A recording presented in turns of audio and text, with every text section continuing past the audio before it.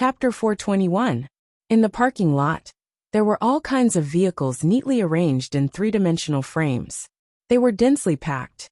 In fact, apart from the first and sixth floors of the underground parking lot, the rest belonged to the field of mechanical automation. Only technicians and maintenance personnel could enter. The space here was narrow, and the deep blue walkers couldn't fully display their abilities. It was a good rest stop. Emoluen really liked the smell of engine oil here. It made him feel as if he had returned to his youth. However, the psychological inertia of middle-aged and old people still existed. These young people in the army. Emoluen's heart was on guard before he finished speaking. "I've let you down, Senior." Tian Bang walked out from behind a pillar at the back. His shadow covered nearly his entire body.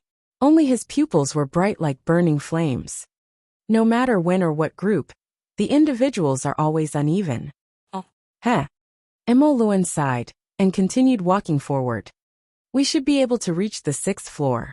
Tian Bang unhurriedly followed. "There's nothing bad about this. Senior only used 4 floors to adapt to this body that hasn't been used for a long time.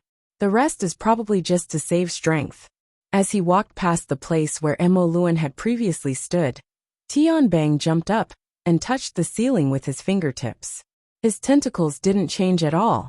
This made him even more certain of his judgment. This is the legendary Black Soul body, right? Using the Black Smoke Soul body to wrap around the corporeal body and form a special form that intervenes the mental and material planes. Unfortunately, the consumption is too great. This is an ability prepared for extraordinaries.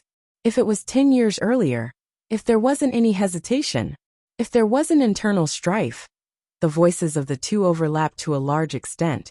But in the end they were completely different. They stopped at the same time. The straight line distance between leather shoes and sneakers didn't exceed 10 meters. Tian Bang smiled in the shadows and met Emoluen's serious face after he turned around. Approximately 2 seconds later, the corner of Tian Bang's lips continued to split open, revealing a few white teeth.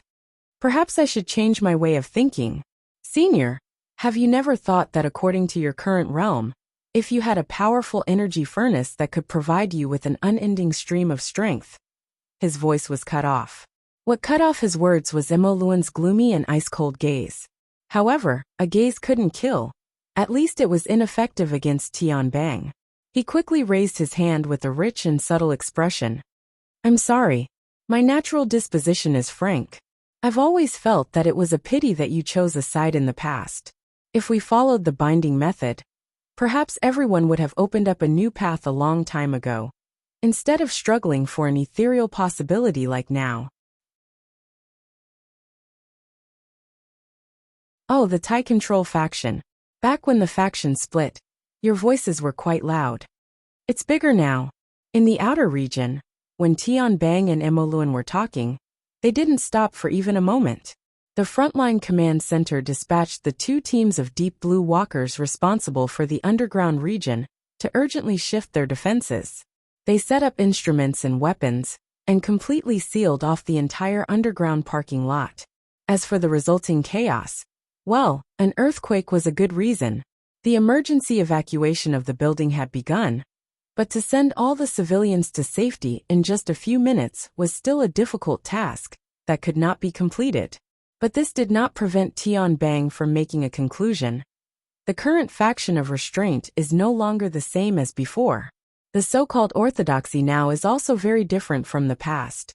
Senior, you're doing something meaningless, and the chances of success are close to 0. The distance of 10 meters between Tian Bang and Emoluen seemed to be 1. But in fact, it was only covered with a layer of dark curtain. The inside was divided by layers of steel frames, vehicles, and pillars. It was cramped and oppressive. In addition to Emoluen and Tian Bang's confrontational aura, not even a bug could probe inside. "It's about to explode." Luo Nan had placed most of his energy here on the mental plane. From his perspective, the result here was even more important than the change in the Blood Soul Temple. Cat Eyes was still performing her duties as a broadcaster. She synchronized the scene from the command center to the mission window on the psychic wave network. Aside from the shared video, the window was completely blank. Everyone was already unable to discuss. The atmosphere grew more and more oppressive. It was just as Luonan had determined. It could explode at any moment. On the other hand, Renhong's eyelids were still drooping. He was chanting a secret incantation and maintaining the ritual. He was racing against time. But was he really not paying attention? That might not be the case. I'm very grateful that you didn't directly judge me as the loser. Emo Luan spat out truly meaningless words from his mouth. He felt that there was no need to continue like this. He unbuttoned his formal suit and loosened his cuffs. He stretched out his arms a few times. I have a general idea. Oh, allow me to release a map cannon. The greatest problem of today's youngsters, or perhaps I should say the generations after the war, is that they believe they control everything. They don't understand fear. He took off his shirt as he spat out the last word. His sleeves fluttered, and the fluttering shadow instantly transformed into a black mist that was even denser than the current environment. It spread out like a black cloud, assaulting everyone's faces. Cliché. Nothing new. This was Tian Bang's evaluation of Emo Luan's speech. He crossed his arms in front of his chest. He didn't make any obvious movements. He just tilted his head, wanting to bypass the range of the black mist. But all he saw was that the black mist and black clouds had already filled the parking lot on the 5th floor. The steel frame and the car body made strange hissing noises. As for Emo Luan himself, he had already disappeared without a trace. 5th team, 6th team in position. Reactivate the Yin Yang Eye. Senior Colonel Meng Tu led 2 small teams of deep blue walkers into the underground parking lot on the 6th floor. He was Tian Bang's assistant in the Special Forces Brigade. He was responsible for commanding the enemy. Right now, Tian Bang had no intention of giving orders, so he continued to carry out his duties. From Meng Tu's perspective, Tian Bang was keeping watch on the 5th floor. It was impossible for the attacking Emo Luan to perfectly conceal his aura. Moreover, this person definitely had Renhong as his primary target. Got him. The facts proved his judgment. The Yin Yang Eye was in full effect. It locked onto the general range of the target and connected to the fire control system. It allowed the 2 teams of 15 deep blue walkers to form a network of long-range weapons, ready to fire. But the opening shot was still Meng Tu's favorite weapon. Prepare the format cannon. 5th and 6th team coordinate. 4th team reserve. Coordinate level 1, level 2. Meng Tu placed the barrel that looked like a rocket launcher on his shoulder. The format fire burned fiercely behind his body. He relied on his outstanding perception and control ability to coordinate the formatting power of a dozen companions. Then he concentrated and amplified it through the special barrel on his shoulder. Receive the Iron Fist of Justice. Meng Tu continued to open the way with cold jokes, but he was extremely serious. He had been teased by Emo Luan just now. Now he was going to take revenge. The muzzle of the cannon sprayed out with a flash, forming a conical beam of light as it left the chamber. The front of the cannon rapidly expanded, while the edges pulsed with a blazing white flame. The beam of light instantly broke through the ceiling in front of him, covering an area of nearly 100 square meters. It completely engulfed the target determined by the Yin Yang Eye system. Over 100 streaks of flames erupted from the floor of the 5th floor of the parking lot. They collided with the pervasive black mist and immediately detonated a powerful shockwave, warping the vehicles and steel frames above. It caused over 100 steel constructs to deform and disintegrate, sending car parts flying in all directions. Luonan also noticed the great eruption of the format of fire from the depths of the mental plane. TSK, the property management company will cry. Tian Bang stood at the edge of the format of fire in sync with him. The flames practically licked his face. He just grinned and shook his head. The government's trust in us is pretty much finished. Meng Tu was disinclined to respond. From his perspective, the bombardment of the ceiling had already warped and deformed. Flames seeped through, forming a vast space covered and controlled by the format of fire. The so-called revenge wasn't his goal. What he truly wanted to do was to project out the highly coordinated and resonant format of fire. He wanted to form a unique domain that could melt away all supernatural abilities. Within this domain, Any body was of no use. As long as one wasn't an extraordinary, they would be forcefully pulled down from the mysterious and bizarre plane and returned to the real, ordinary world. Maintain resonance. Meng Tu emphasized and encouraged his subordinates once more. Everyone's formats must resonate. Perhaps our individual combat strength is lacking, but as long as we maintain this state, all ability users will flee at the mere sight of us. Pointing forward, Cat Eyes raised an eyebrow. He's a standard chauvinist. Can I sue him for discrimination? Zhu Ling just pretended not to hear. On the other hand, Luonan was somewhat vigilant.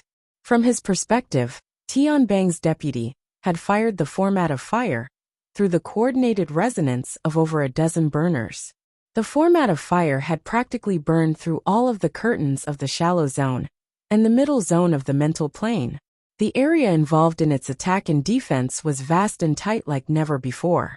If the format of fire was raised by 1 or 2 levels, it would touch upon the deep zone, or even the abyss zone, or the polar domain. Mentally enhanced ability users would certainly be unable to avoid it. They could only meet force with force. To wrestle with a dozen, or even a few dozen burners, that would truly be courting death. He absolutely had to be careful of this move in the future. He couldn't control his own ability and play with fire. Luonan nearly missed a crucial detail in his momentary daze. Tianbang, who was the closest, was the first to discover that something was wrong. His gaze swept across the floor of the 5th floor, and he saw that it was greatly warped and cracked. The cracks had already affected the steel frame that supported it, making strange creaking noises. The sound was so ominous that it caused Meng Tu, who was on the 6th floor, to raise his head in astonishment. It didn't make sense. The format of fire mainly ablated the mental plane. The initial explosive power had collided with Emo Luan's black mist at the juncture of the mental and the material plane, forming a shockwave. The intensity was far from enough to destroy the main structure of the underground parking lot. But now, sparks and electric currents weaved through the floor between the 5th and 6th floors. Glaring cracks appeared one after another, and they were no longer just in the area covered by the format of fire. They were rapidly spreading throughout the entire floor. This momentum. Level 1 cave-in response. Just as the command appeared in the tactical channel, a large piece of the floor came crashing down along with the steel bars. The rumble exploded, and the lights dimmed for a time. Rubble rained down like rain. What was even more terrifying was that several ton-heavy vehicles and steel frames came crashing down. The enormous impact seemed to cause the entire building to sway. It even brought along large pieces of the floor to come crashing down. It came crashing down like the sky was collapsing, and the earth was caving in. It was as if doomsday had arrived. There were 3 squads of deep blue walkers on the 6th floor, and nearly 20 exoskeleton armors. Every single one of them was proficient in joint attacks. But when faced with the collapsing floor, any joint attacks were useless.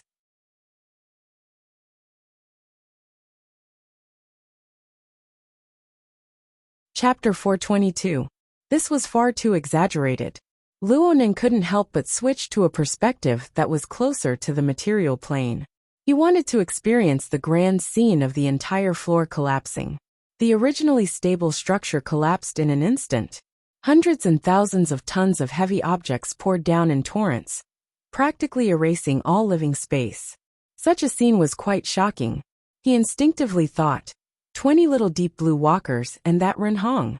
They weren't all crushed to death, right? Oh, it doesn't seem that easy. An explosive rumble shook the 10-ton steel frame, and the fixed body of the car were sent flying. Deep Blue Walkers Team 4, who were responsible for the protection mission, appeared with Ren Hong in the center, covered in dirt and grime. The 6 Deep Blue Walkers were able to maximize the use of their exoskeletons in the critical moment just now. They also borrowed the large falling steel frame to prop up a safe space. Such an astute and effective response was worthy of applause and praise. However, 2 Deep Blue Walkers of Team 4 fell to the ground in a short few seconds. Their auras rapidly weakened. The frontline command center received a message at the same time. Strong 3 and Strong 5 of Team 4 have been injected with thunder fire, requesting the use of inhibitors. Permission to immediately use inhibitors. Privileges have been unlocked. Injection complete. Medics will arrive in 45 seconds. Please open up the passageway ahead of time. Let's not talk about the price and chaos on this side. The blood-red light still existed in the center of Team 4's defense. However, the light swayed and scattered. Blood overflowed from the corner of Renhong's mouth and nose. His scalp was smashed and blood flowed down his forehead. He was in an extremely sorry state. It was clear that in order to protect this source of spiritual light, he had paid a heavy price. Renhong wasn't as calm and collected as before under these circumstances. He didn't care about his injuries at all. He just spread open his arms and did his best to gather the light. At the same time, he roared in a low voice. "Give me time. I need time." Tianbang was already pouncing toward Nagua before Renhong's roar could ring out. He also believed that Renhong would be Emo Luan's first target. Not to mention anything else, just the destruction of the Shepherd's Privilege transfer ceremony was a tangible result for the Bloodflame Orthodox faction. However, Tianbang didn't expect that Emo Luan would actually play with such a large hand. He directly caused a floor of the underground parking lot to collapse. He relied on weight and gravity to stun the 3 well-trained Deep Blue walkers on the spot. As expected, this kind of veteran was the most troublesome. Before Meng Tu and the others could regroup, Tianbang had to fulfill his responsibility as the chief powerhouse and commander, and build a temporary line of defense for Renhong. In the time it took to think, Tianbang had already crossed a pile of steel ruins and approached the 4th defense line. He was about to enter it, but he felt an inexplicable chill in his heart. He didn't need to turn his head to know that there was black smoke and fire burning behind him. Emo Luan, who had disappeared at the beginning of the collapse of the building, seemed to have appeared out of thin air from the darkness of nothingness. "When did you get to the back?" The meaningless and distracting thoughts were washed away in a flash. Tianbang didn't make a sound and still didn't turn his head. Only the format of fire burst forth from his body. Fiery smoke surged straight into the depths of the spiritual plane, suppressing the tangible and intangible impact from the other side. On the material plane, the flames and the black fog collided and intertwined on a distorted surface. A large cloud of dust rose from the ruins. Then the shockwave from the collision came. A strangle-like spirit wave tornado rose and cut the nearby steel frames and vehicle frames into pieces. At this moment, the destructive power of the 2B+ rank powerhouses was clearly displayed. The splashing fragments of the aftermath were also quite troublesome. Each fragment was comparable to a large-caliber rifle bullet. Even though they wore exoskeleton armor, they didn't dare to take a few hits. Team 5 and Team 6, who were attempting to encircle and regroup, were forced away once more. The unluckiest was still Team 4. They were practically at the center of the explosion, and they had to take care of Renhong and the 2 wounded. The remaining 4 could only mobilize the format of fire with all their might, and pull large stone slabs to use as temporary shields. They built a broken fort. Their reactions were already at their limits. The aftermath of the storm swept through several hundred square meters of space in the ruins at practically the same time. A few Deep Blue walkers gritted their teeth and withstood the whistling sound wave. Yet another person was struck by successive fragments. He was unlucky enough to be hit in a weak spot on his outer bones. The format of fire was unable to effectively defend against it, and he immediately collapsed with a spray of blood. Renhong spat out another mouthful of blood behind the barrier that was leaking air and sand. The spiritual light that gushed out from the ground was abnormal. It was like pouring oil onto a fire. The dazzling radiance burst forth in an instant, nearly engulfing him. Even his priest robes began to burn without fire. Luonan felt like he was watching a large-scale New Year's Eve fireworks show right now. He couldn't help but want to find someone to talk to. It's truly spectacular. Cat Eyes looked at the chaotic scene in the frontline command center. She didn't respond. She maintained her restrained silence. Luonan didn't really want to hear her answer. The changes to the Blood Soul Temple were still ongoing. The embryonic form of the altar could already be seen on the peak of the mountain. Renhong was using intense methods to forcefully push the Blood Soul Temple into the final few hundred steps of the path of blood and fire. He was also seizing the authority of the number one shepherd. He was worthy of attention. However, Luo Nan was gradually getting used to the perspective of the system. Ren Hong's efforts were far from being able to pierce through the clear sky above the Blood Soul Temple. Most of its significance was erased. In comparison, it was more meaningful to project the twin diagrams, namely the conflict between the orthodox faction of Blood Flame sect and the restraining faction. But even so, this was no longer the crucial segment. The 2B+ rank experts had already forcefully shifted the center of the whirlpool of conflict away from the instant Emoluan and Tianbang fought. After all, this was a world where strength spoke. Yes, this was a world determined by cognition. Luo Nan attentively watched the two experts collide. He quietly waited for the inevitable moment. The shockwave covered several hundred square meters, raising a large expanse of smoke and mist. The majority of lighting equipment had already been lost in the ruins of the 5th and 6th floors. The darkness and the dust made it impossible to see anything clearly. However, the two combatants no longer needed the guidance of light. They had already locked onto each other's energies and were colliding with each other on the mental plane. They had lost any information, but it was impossible for them to lose the existence of the other. Tianbang was a bit distracted. He quickly glanced at the brightest source of light in the ruins before him. It was the psychic glow of Ren Hong's believers. But in this instant of distraction, a terrifying wind pressure brought a sense of danger and smashed over. It was the wreckage of a car that flew through the air at high speeds. Tianbang didn't dodge. He raised his elbow and waved his arm, sending the wreckage of the car, which was wrapped in terrifying kinetic energy, flying away. The wreckage smashed into the unsteady mountain of ruins a dozen meters away. "Senior, you're too reckless." "Really? I thought I would be the one to say those words." Emoluan's figure was hidden. He was like a ghost. It was impossible to tell if he was mentally or physically. The black smoke and flames possessed astonishing corrosiveness. Even Tianbang, a cyborg life form, didn't dare to directly touch them. "Ha!" Tianbang exhaled and shouted. The format of fire erected a high wall. Black smoke burned within the screen of fire that sprayed out, yet Emoluan's indistinct face appeared. He smiled at Su Yangyi and then vanished.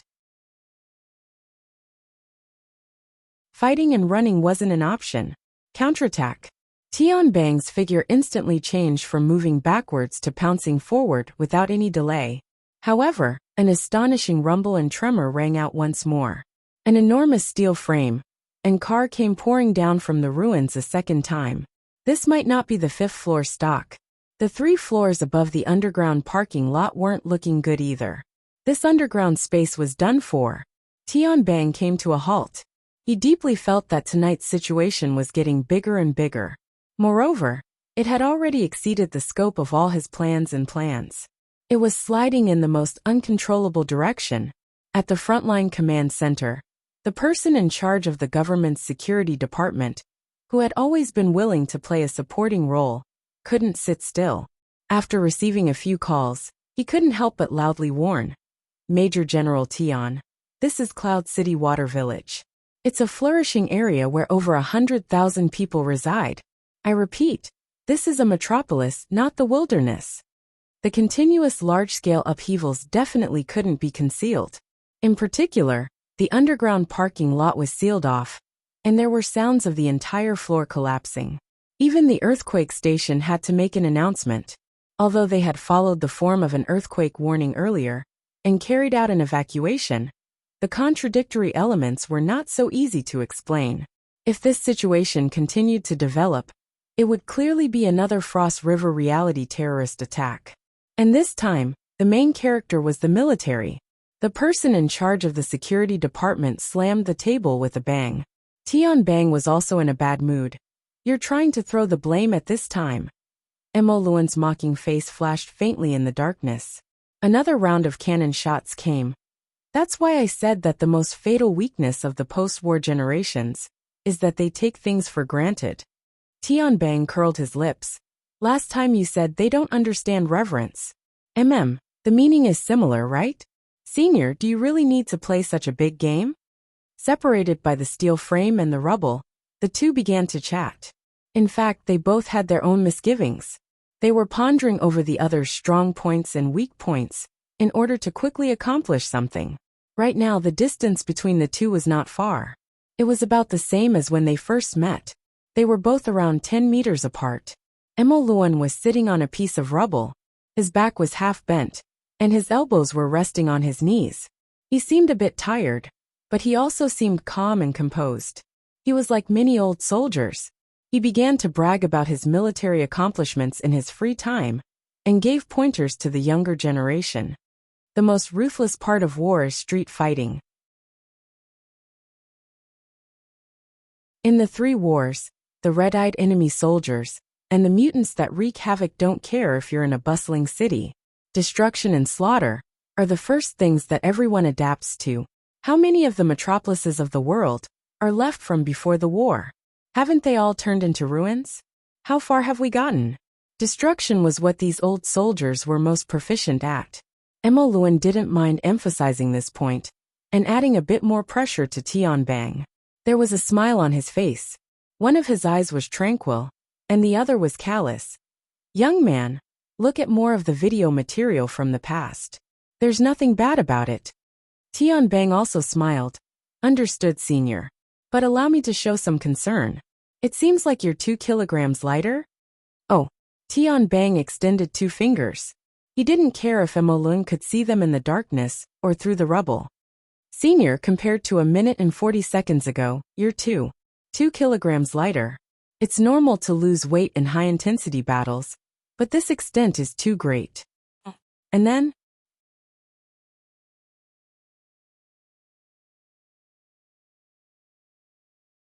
Chapter 423. Facing Tianbang's question, Luan patted off the dust on his shoulder and answered, "If your weight is lower than 40 kilograms, you can more or less help me collect my corpse. But it doesn't matter. There are definitely people who are in a worse mood." As soon as he finished speaking, he roared, "Luan!" The voice came from Ren Hong. Behind the temporary fortress, the priest who had betrayed the control faction smashed his fists heavily on the ground, smashing the already cracked ground into pieces. However, the spiritual light that was burning like a bonfire in front of him turned into smoke, and there was no follow-up. Tianbang was fine, but his deputy Meng Tu, who was rushing over, felt as if his head had been hit by an invisible hammer. The ritual was destroyed when, under Luan's body, was a relatively flat front cover of a vehicle.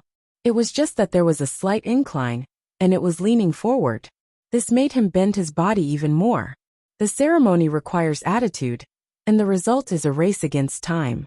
That's it. It's still early. Ren Hong's hoarse voice echoed in the ruins. It's not over yet. Luan exhaled and faced the steel frame ruins in front of him. He laughed softly and said, "Yeah, you're actually a shepherd.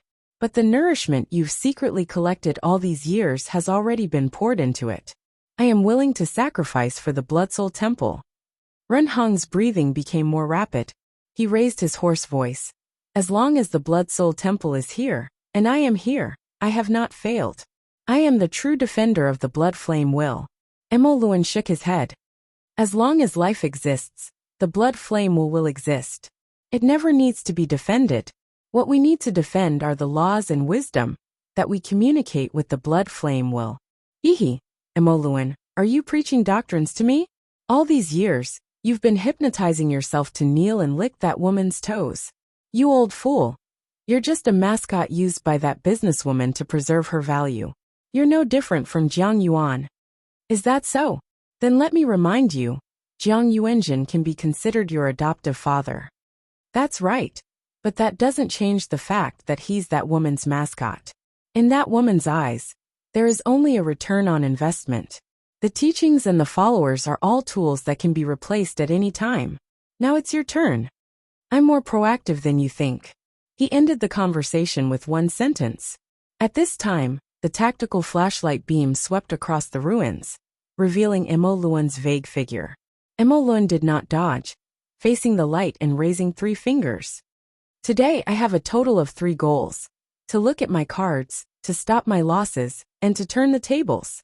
I'm too old to think too much. I can give myself 100 points for completing any one of them. I'm already considering the possibility of exceeding the quota. The beam of light occasionally swept across his face, catching a rare smile on his usually stern face. Through the gap between the steel frame and the car, Tianbang saw this scene and stared at it. 3 seconds later he looked away and looked. And Lin Tianluan Jing's. His gaze pierced through the darkness, and he saw that the outer layer of his hoodie and the inner layer of his t-shirt had been charred black. Tianbang's hands and feet didn't move, but the format of fire flickered and trembled. These few areas were thoroughly incinerated, revealing small damaged holes all the way to his pectoral muscles. One could see that there was a slight scorch mark on his skin, and no matter how the format of fire shook, it couldn't be removed. Tianluan had indeed been injured by the Black Soul Body's attack. In that instant confrontation, Emo Luan was as illusory as a ghost, but the killing intent that had reached his chest was real. It was only a few centimeters away from his heart. Look at cards, stop losses, turn the tables. You said you only needed to complete one. But in reality, you're quite greedy, senior. No, I'm going to puke if you keep being so hypocritical. Therefore, Tianbang patted his chest and grinned at the other side of the ruins. Old soldier, you're so annoying. Before his voice even fell, a beam of light radiated. Emoluan's pupils slightly contracted. The intertwining tactical flashlight beam was unable to affect his perception, but separated by the thick steel frame and the body of the car, the sudden burst of intense flame light pierced straight into his eyes. The chaotically piled ruins in front of him seemed to distort in the intense light. No, it was truly distorting. Like so, thousands of light beams tore through all obstructions within 10 meters of space. Like a sun exploding in a black prison, the blazing and chaotic radiance poured out in torrents. The ruins beneath everyone's feet undulated like waves. Every tiny pore was flooded with intense light. The tens of thousands of square meters of ruins were as bright as day for a time. It had been a long time since Emoluan's eyes had felt sore, but now he instinctively half-closed his eyelids. His black soul body also twisted the boundary between spirit and matter with all its might, weakening the instantaneous burst of intense light as much as possible. At this moment, a strange chi-chi sound scattered through the ruins. The black smoke wrapped around his body flowed out at the same time, including his aura that had always been united as one. This obliterating power, and the domain constructed by the format of fire, had been famous for a long time. Format domain. Legend had it that the ability closest to extraordinary was able to reformat almost all extraordinary powers. Under normal circumstances, 5 to 7 tactical teams of deep blue walkers were often required to join hands in order to achieve this. Tianbang had used his own strength to complete the setup. He hadn't even worn an exoskeleton armor. It wouldn't be an exaggeration to judge his strength as a B+ rank. The opponent has revealed his cards. Emoluan tried to turn his body into nothingness again in order to avoid the frontal assault. In the past he could change in the blink of an eye, but now, under the cover of the format domain, the operation of his black soul body was also affected. There was a clear stagnation. Forcefully changing would only lead to unpredictable consequences. With a thought, Emoluan formed a seal with his arms, covering the vital parts of his face and chest. He assumed the most thorough defensive posture. This was the judgment made by his 50 years of fighting instincts. His beating heart and boiling blood were already enough to prove that a crisis was imminent. He didn't need any more reasons. In the next moment, Tianbang's undisguised malevolent eyes appeared in Emoluan's blurry vision. He pounced. Just like in the last round of confrontation, Emoluan had gotten close to Tianbang. Tianbang had now instantly pulled the distance between him and Emoluan to nothingness. He was too close. What was completely different from the last time was that Emoluan's black soul body was severely restricted under the cover of the format domain. He had to first forcefully distort and destroy the domain's effect before he could erupt. No matter how hard his fist was, it would lose its impact force after passing through a dozen or so layers of sponge cushions. Fortunately, after Tianbang had set up the format domain, He had also cut off the possibility of using his extraordinary strength.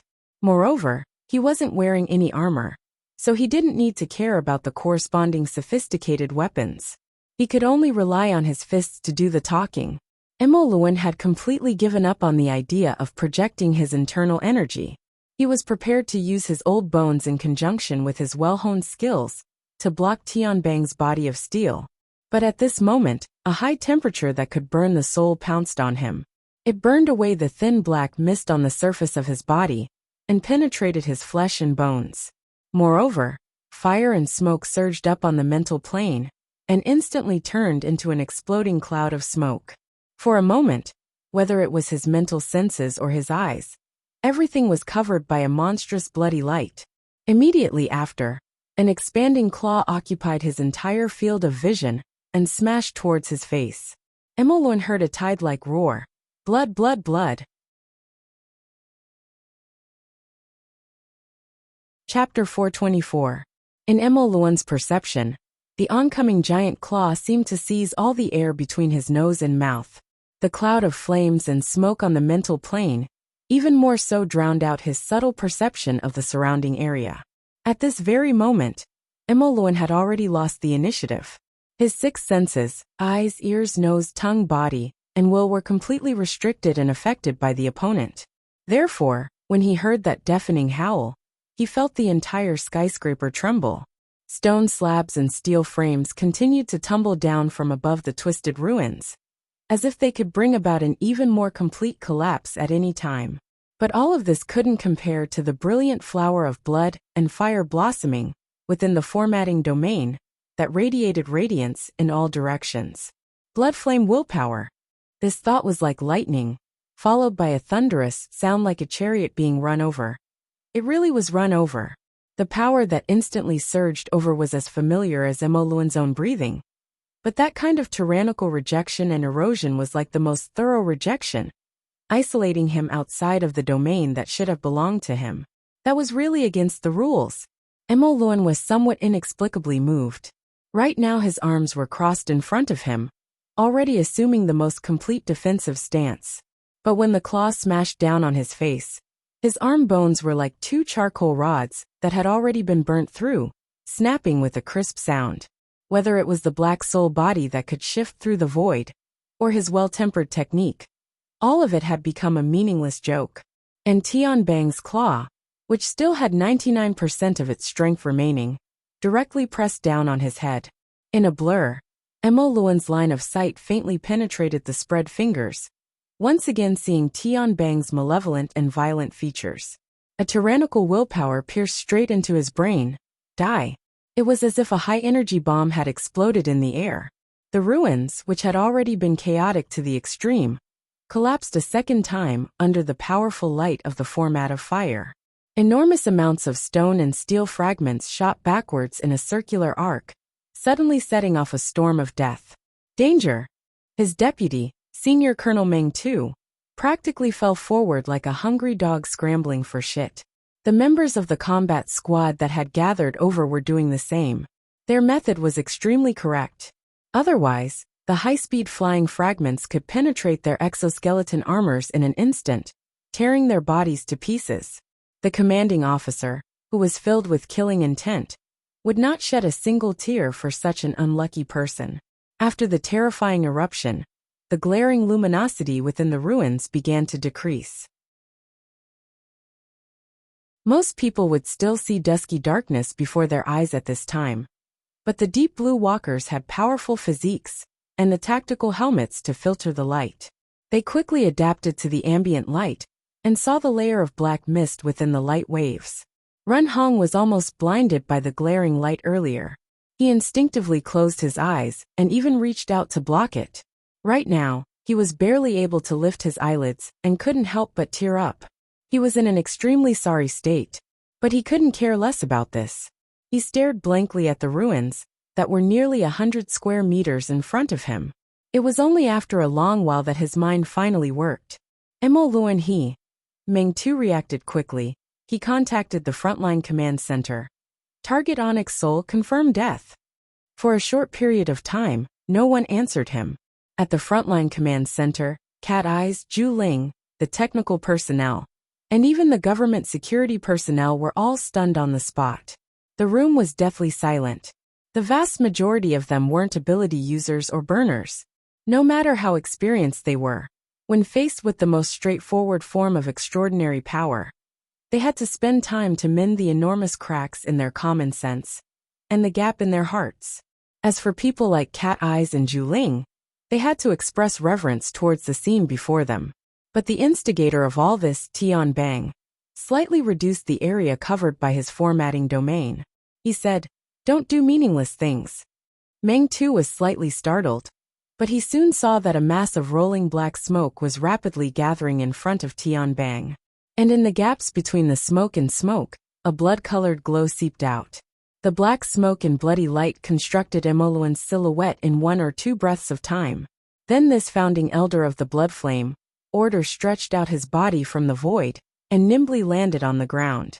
He was about 7 or 8 meters away from Tian Bang, much closer than before. Compared to the beginning, it seemed that only the clothes on his body had become tattered. He actually dodged that attack just now. Meng too felt that this result was even more difficult to accept than the super destructive power Tian Bang had displayed. Previously, he clearly saw Tian Bang's claw, strengthened by the will of the blood flame, strike Emoluan's face solidly. Tian Bang wasn't surprised. He stood very casually. For the sake of comfort, he even stuffed his hands into his pockets. He was like a pretentious celebrity, or a shoddy and low-quality ruffian. He grinned and said, "I flipped the cards. Right now it's 200%, right?" You can say that." Emoluan slightly curled up his 10 fingers and exercised his elbow and wrist joints. The arm bones that were shattered during the collision were magically restored, but his complexion was even paler. Even as he stood, his body trembled slightly. Only his smile could be considered relaxed. But for someone as solemn as him, a smile was a kind of abnormality. Ever since the 100% began, he had always been this abnormal. However, he still looked at Tian Bang with extreme seriousness. "It seems to be an amazing invention." "Yeah, but I didn't scare you. It's really boring." "Who said that? If I still had a heart, it would have broken my throat and flown out by now." "That's true." Tian Bang took his hands out of his pockets and assumed an offensive stance. This was the first time tonight that he had been so formal. "I was going to ask you how much weight you lost, but now I don't have to think about it." What did he mean? The people who were paying attention to this battle had similar suspicions long ago. But the society had the advantage of having a secretary with extremely outstanding insight and knowledge to interpret the situation. Mr. Emoluan used the black soul body technique to completely ignite his fleshly body and undergo an irreversible power catalysis. In a sense, he's already dead. What's left in the world now is only his shadow and will. That's a lie. Just like that. If he doesn't do that, he doesn't have any chance of defeating Tian Bang, a super burner that is infinitely close to becoming an extraordinary. The communication at the mission window had yet to end. The radiance of the formatting domain had already spread out once more. Compared to the previous eruption, its radiance was much dimmer. However, the radiance was restrained and condensed to the point of substance. It was relaxed and at will. Just this pinnacle of control caused all the burners present to be willing to offer up their knees in exchange for a moment of possession. And this was only a part of it. At the same time that the formatting domain spread out, Tian Bang's exposed skin was covered in a layer of bloody flames.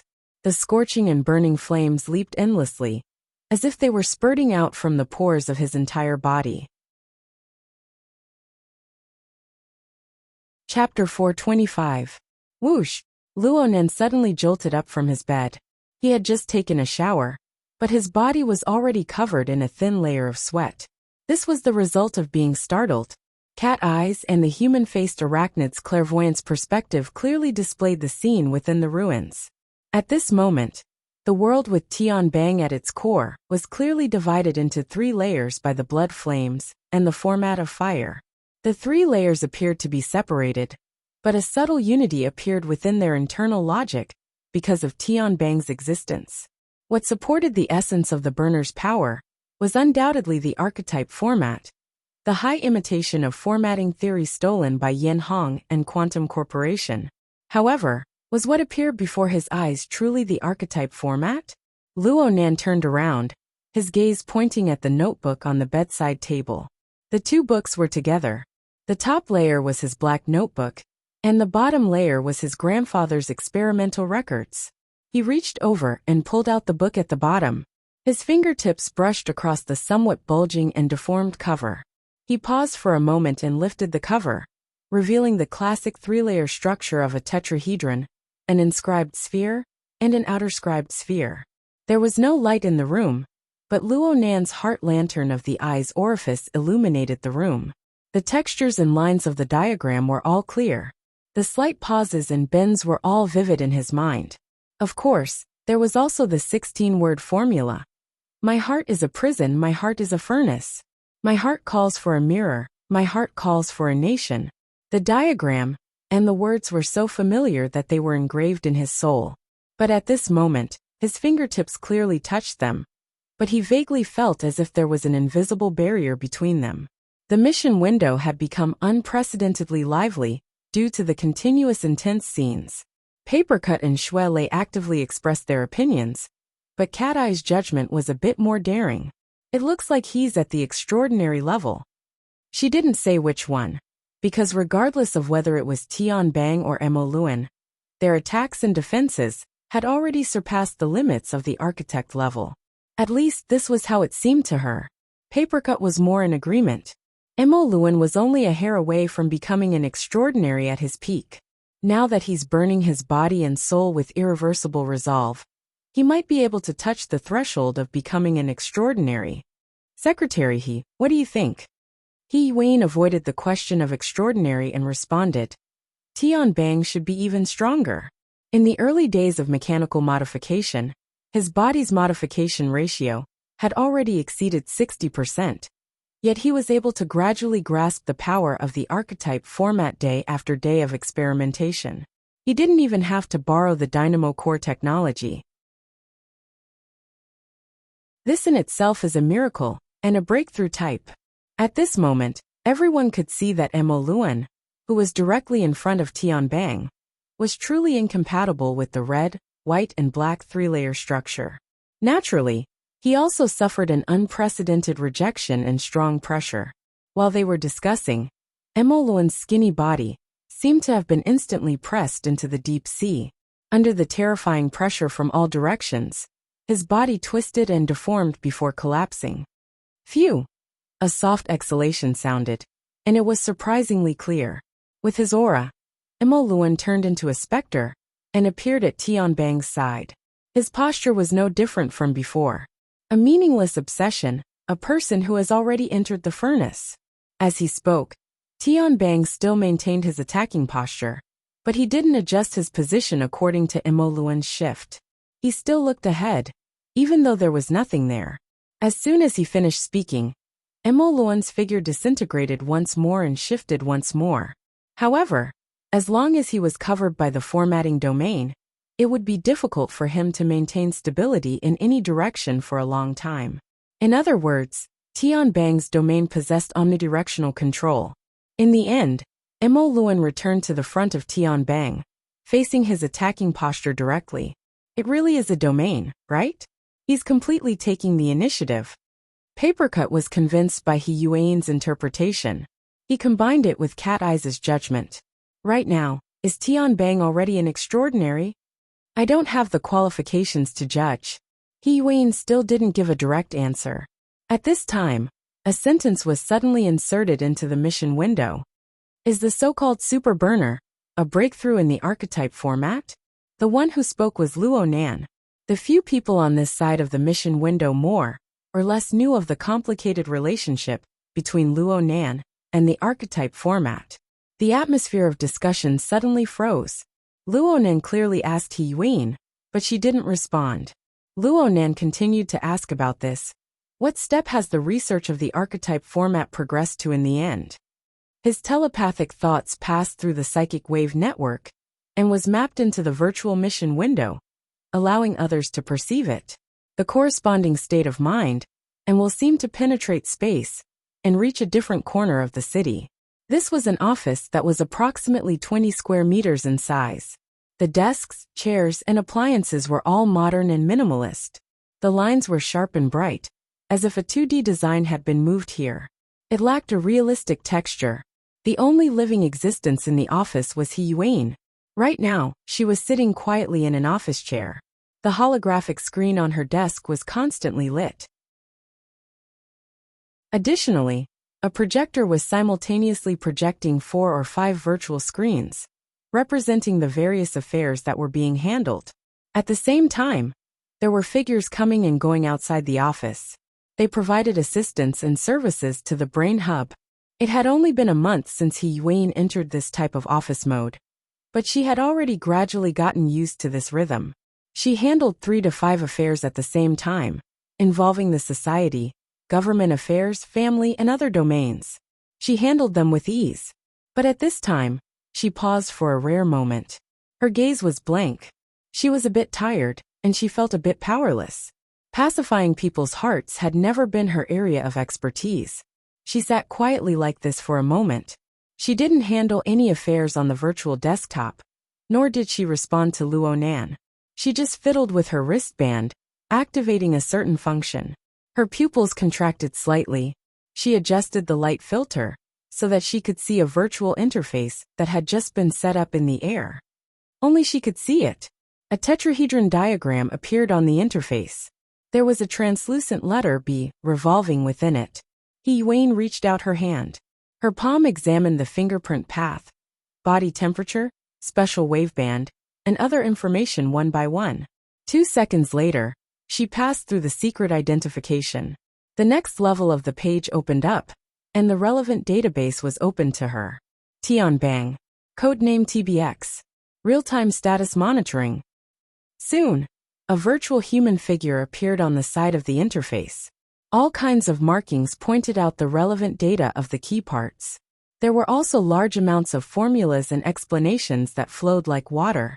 Hee-Yuan roughly swept over the relevant entries. She muttered to herself in silence. Her wristband vibrated at this time. She received a call. After activating the invisible interface, all the calls that could come in were encrypted communications. Hee-Yuan swept her gaze over and accepted the call. Hello, Dr. Pan. Hello, Mrs. He. I just noticed that you entered the system query page. It's a bit rare, so I came to ask. Congratulations, Dr. Pan. You've made a breakthrough in your research. Right. Tianbang is currently in Xia City. You must know that you're paying attention to him. This kid will certainly be very happy. A clear and bright laughter came from the other side. There really has been decent progress so far. This is the credit of everyone in Team B. It is also the victory of the entire research system. Yes, this is the victory of the system.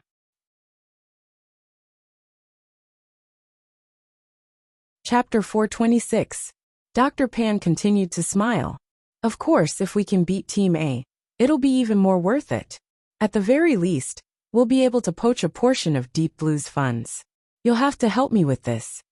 I believe the Interstellar Joint Committee will make the correct judgment. Haha, that would require them to really use their brains. Alright, let's not talk about these boring things. I'm going to Xia City to see my sister and a few old friends while I'm at it. Why don't we hang out sometime? Alright. Hee-Yuan didn't want to chat any longer. After exchanging a few polite words, she hung up and closed the invisible interface. Luonan didn't ask any more questions, and no one else spoke either. The atmosphere was probably quite awkward. For the time being, she had no intention of replying. Looking at the list of matters that flowed in like a stream, Hee-Yuan felt a rare gloominess. For the time being, she didn't want to pay any more attention. She stood up and walked to the window. The curtains sensed her presence and opened automatically. She touched the glass lightly, and the sash moved to the side. This was a high-rise office area that was over 120 floors high. From here, one could see the bustling night scene of the metropolis of Xia City.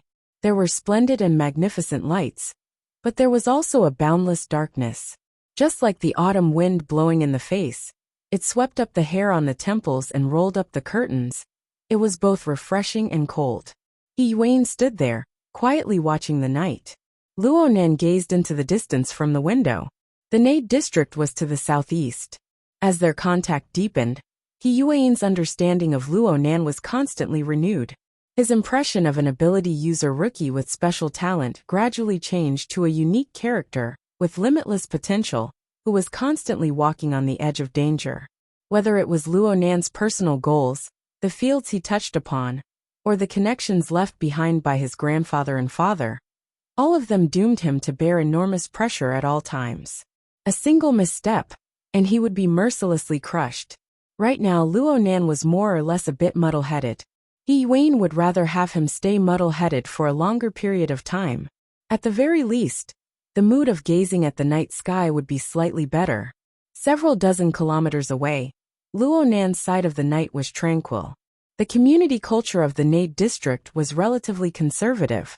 After 10 o'clock at night, there were very few noises in the surroundings. Most people had already fallen asleep, or were preparing to sleep.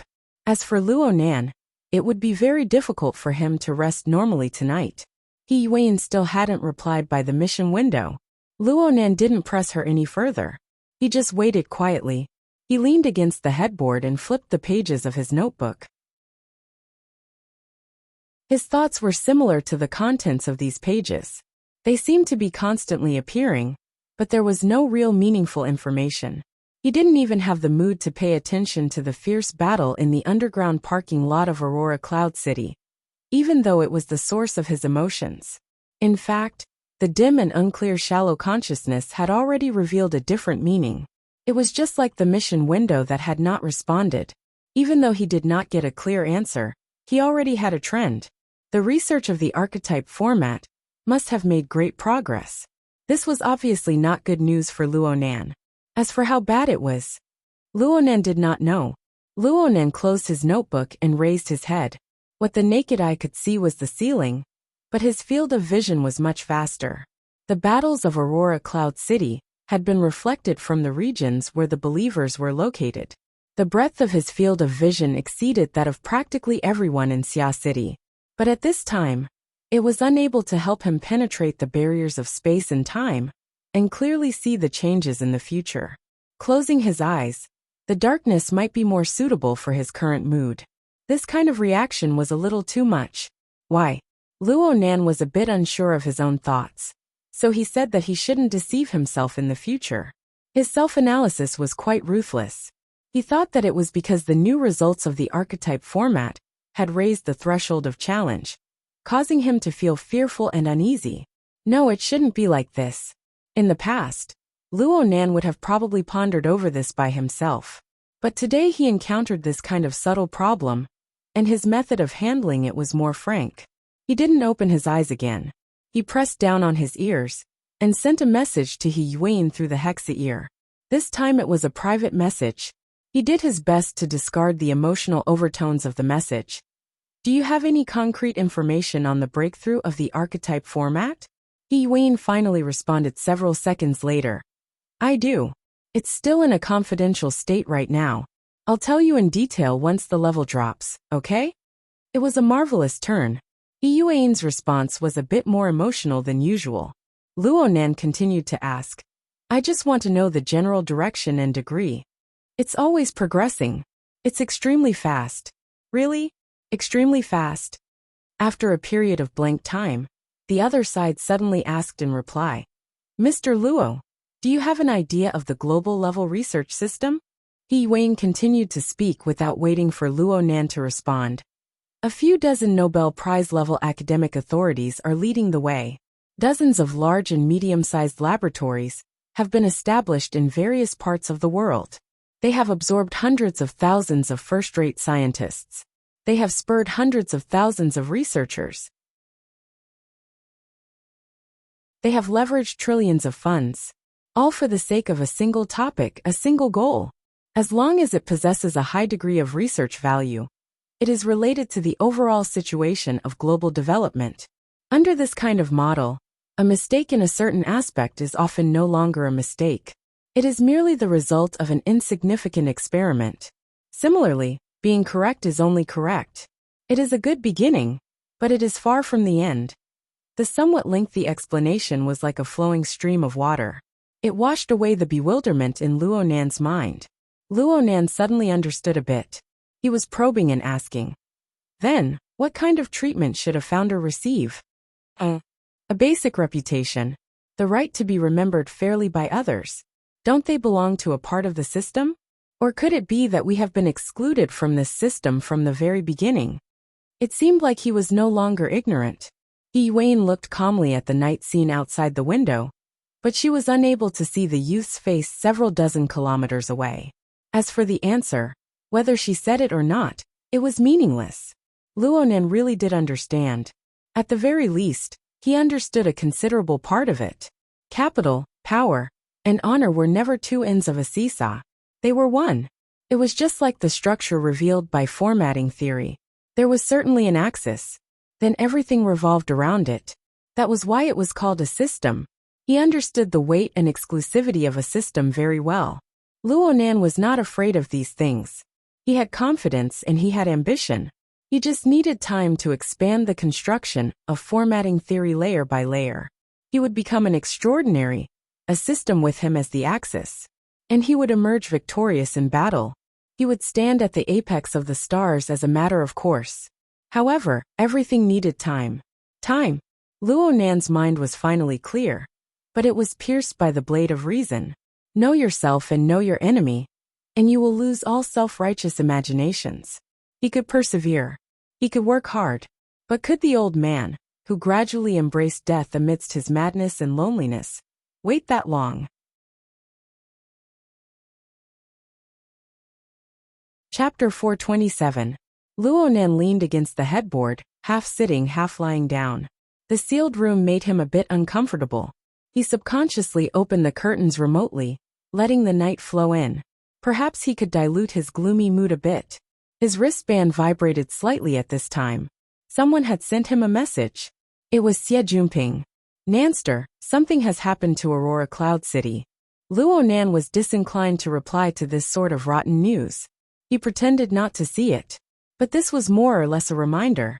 It made him understand that no matter how his mental path twisted and changed, the plane of reality would not change because of his will. Things would proceed as they should. Aurora Cloud City, including Cloud City Water Village, and the large residential area, had indeed entered emergency evacuation mode. Whether they were players, tourists, or white-collar workers, they were all required to quickly leave this area. For this reason, the government had even arranged for large vehicles to assist in the evacuation. Various media outlets received the news and rushed to the scene one after another. In this context, the large number of car owners were perhaps the most sensitive group. Due to the existence of the Internet of Things, the large-scale vehicle damage caused by the collapse of the underground parking lot could not be hidden from people. The scene of tens of thousands of people on the building receiving the vehicle damage alarm was quite spectacular. The outbreak of this problem brought quite a bit of difficulty to the evacuation work. The government departments responsible for related matters, such as security and public security, poured out a torrent of abuse at the instigators. But so what? The underground parking lot had a 6th floor. Well, there was no meaning in talking about the floor number right now. Only the first and a small portion of the 2nd floor of the underground parking lot remained in the battle between the two B+ level powers. They barely managed to maintain their original layout. The remaining 4 floors had practically been completely turned into ruins. There was an endless stream of shattered rocks, twisted car bodies, and steel frames. Following the whistling shockwaves, they sputtered and tumbled. A normal person would die beyond recognition in less than 2 seconds here. Luonan watched everything coldly through the dual perspectives of the Wraith sign and cat eyes. Right now, Tian Bang and Emo Luan were engaged in a suffocating close-quarters attack and defense. The figures of the two were practically fused together under the high-speed attack and displacement. In the blink of an eye, dozens of exchanges of attack and defense occurred. Hands, feet, knees, elbows, shoulders, and even the visible and invisible energy released outwards were all their weapons. They rubbed and twisted together, forming a blood-red tornado of flames. But in the end, This was a decisive method. Sooner or later he would burn out. And Tian Bang, who had the formatting domain and the support of the bloodflame willpower, already had the embryonic form of an extraordinary domain. It could be said that he was in an invincible position. Therefore Tian Bang, who appeared to be in a sorry state, was the one who truly held the upper hand. Luo Nan evaluated in a low voice. It really is a good cage. The so-called formatting domain used the formatting fire to cover the material plane, as well as the shallow and middle layers of the mental plane. It used its special power of order to form a virtual cage. Emoluan wanted to tear apart his bindings at all times, to enter the depths of the mental plane, and display his strong points. But he didn't succeed even once under the pressure of the formatting domain. And no matter how he seized the opportunity to attack, he was unable to deal fatal damage to Tian Bang's steel-like iron body. He was even more unable to shake the erected domain. Just like this, he was unable to attack. He was unable to escape. He had already sunk into absolute passivity. Tian Bang chose the most efficient, most concise, and most callous method. He consumed the embers of Emoluan's body and soul bit by bit. Emoluan had no other path. Just like how he chose to ignite his body and soul earlier. If he didn't do this, he would have been smashed into dregs by Tian Bang's fist. The difference in strength erased too many options. Emoluan would lose all his chips in this gamble sooner or later. Victory and defeat had been decided. He couldn't drag it out any longer. Luo Nan's thoughts were clear. The wraith sign silently churned in the depths of the mental plane. His six-colored demon eyes locked onto the material plane, differentiating the threat level of each target one by one. Emoluan had been tossed and turned by bloated stomach before. The order led by the Blood Soul Temple had caused a bit of an effect on its chaotic nature. However, Luo Nan's incorporeal chains were unquestionably the #1 ruler. After the clear command was issued, the berserk chaotic element suppressed the order of the Blood Soul Temple, which lacked momentum. It even interfered with the imprints left behind by the shepherds on the Blood Soul Temple.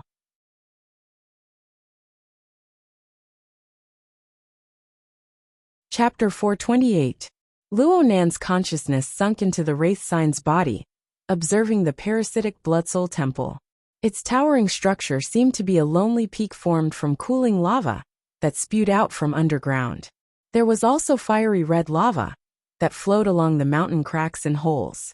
Outside of this lonely peak, the element of chaos was like thunderclouds and turbid mist. It spread in all directions, surrounding the Blood Soul Temple. Occasionally, clouds and mist would cover the mountain, and even purple lightning and dark thunder would rumble and crush down. It made this place seem like a demonic mountain in the depths of hell. It was bizarre, strange, and frightening. This was the human-faced arachnid's power of chaos. It was a counter to the Blood Soul Temple. If this were not the case, Luo Nan would find it hard to discover the special traces hidden deep within the complex structure of the Blood Soul Temple. Here, and there. 1, 2, 3, 4. The numbers match. It can't be a coincidence. The construction of the Blood Soul Temple required the realization of the 2,120 steps of the path of Bloodfire. There were 6 stages and 5 buildings. 4.5 of the related buildings had been completed. They were all built against the mountain, gradually growing taller. The imprint that Luo Nan discovered was located in the 2nd stage of the building from the bottom up. This place was like an exquisitely arranged courtyard garden. It was semi-open, with a complex structure and many paths. There was also a river of magma that flowed over.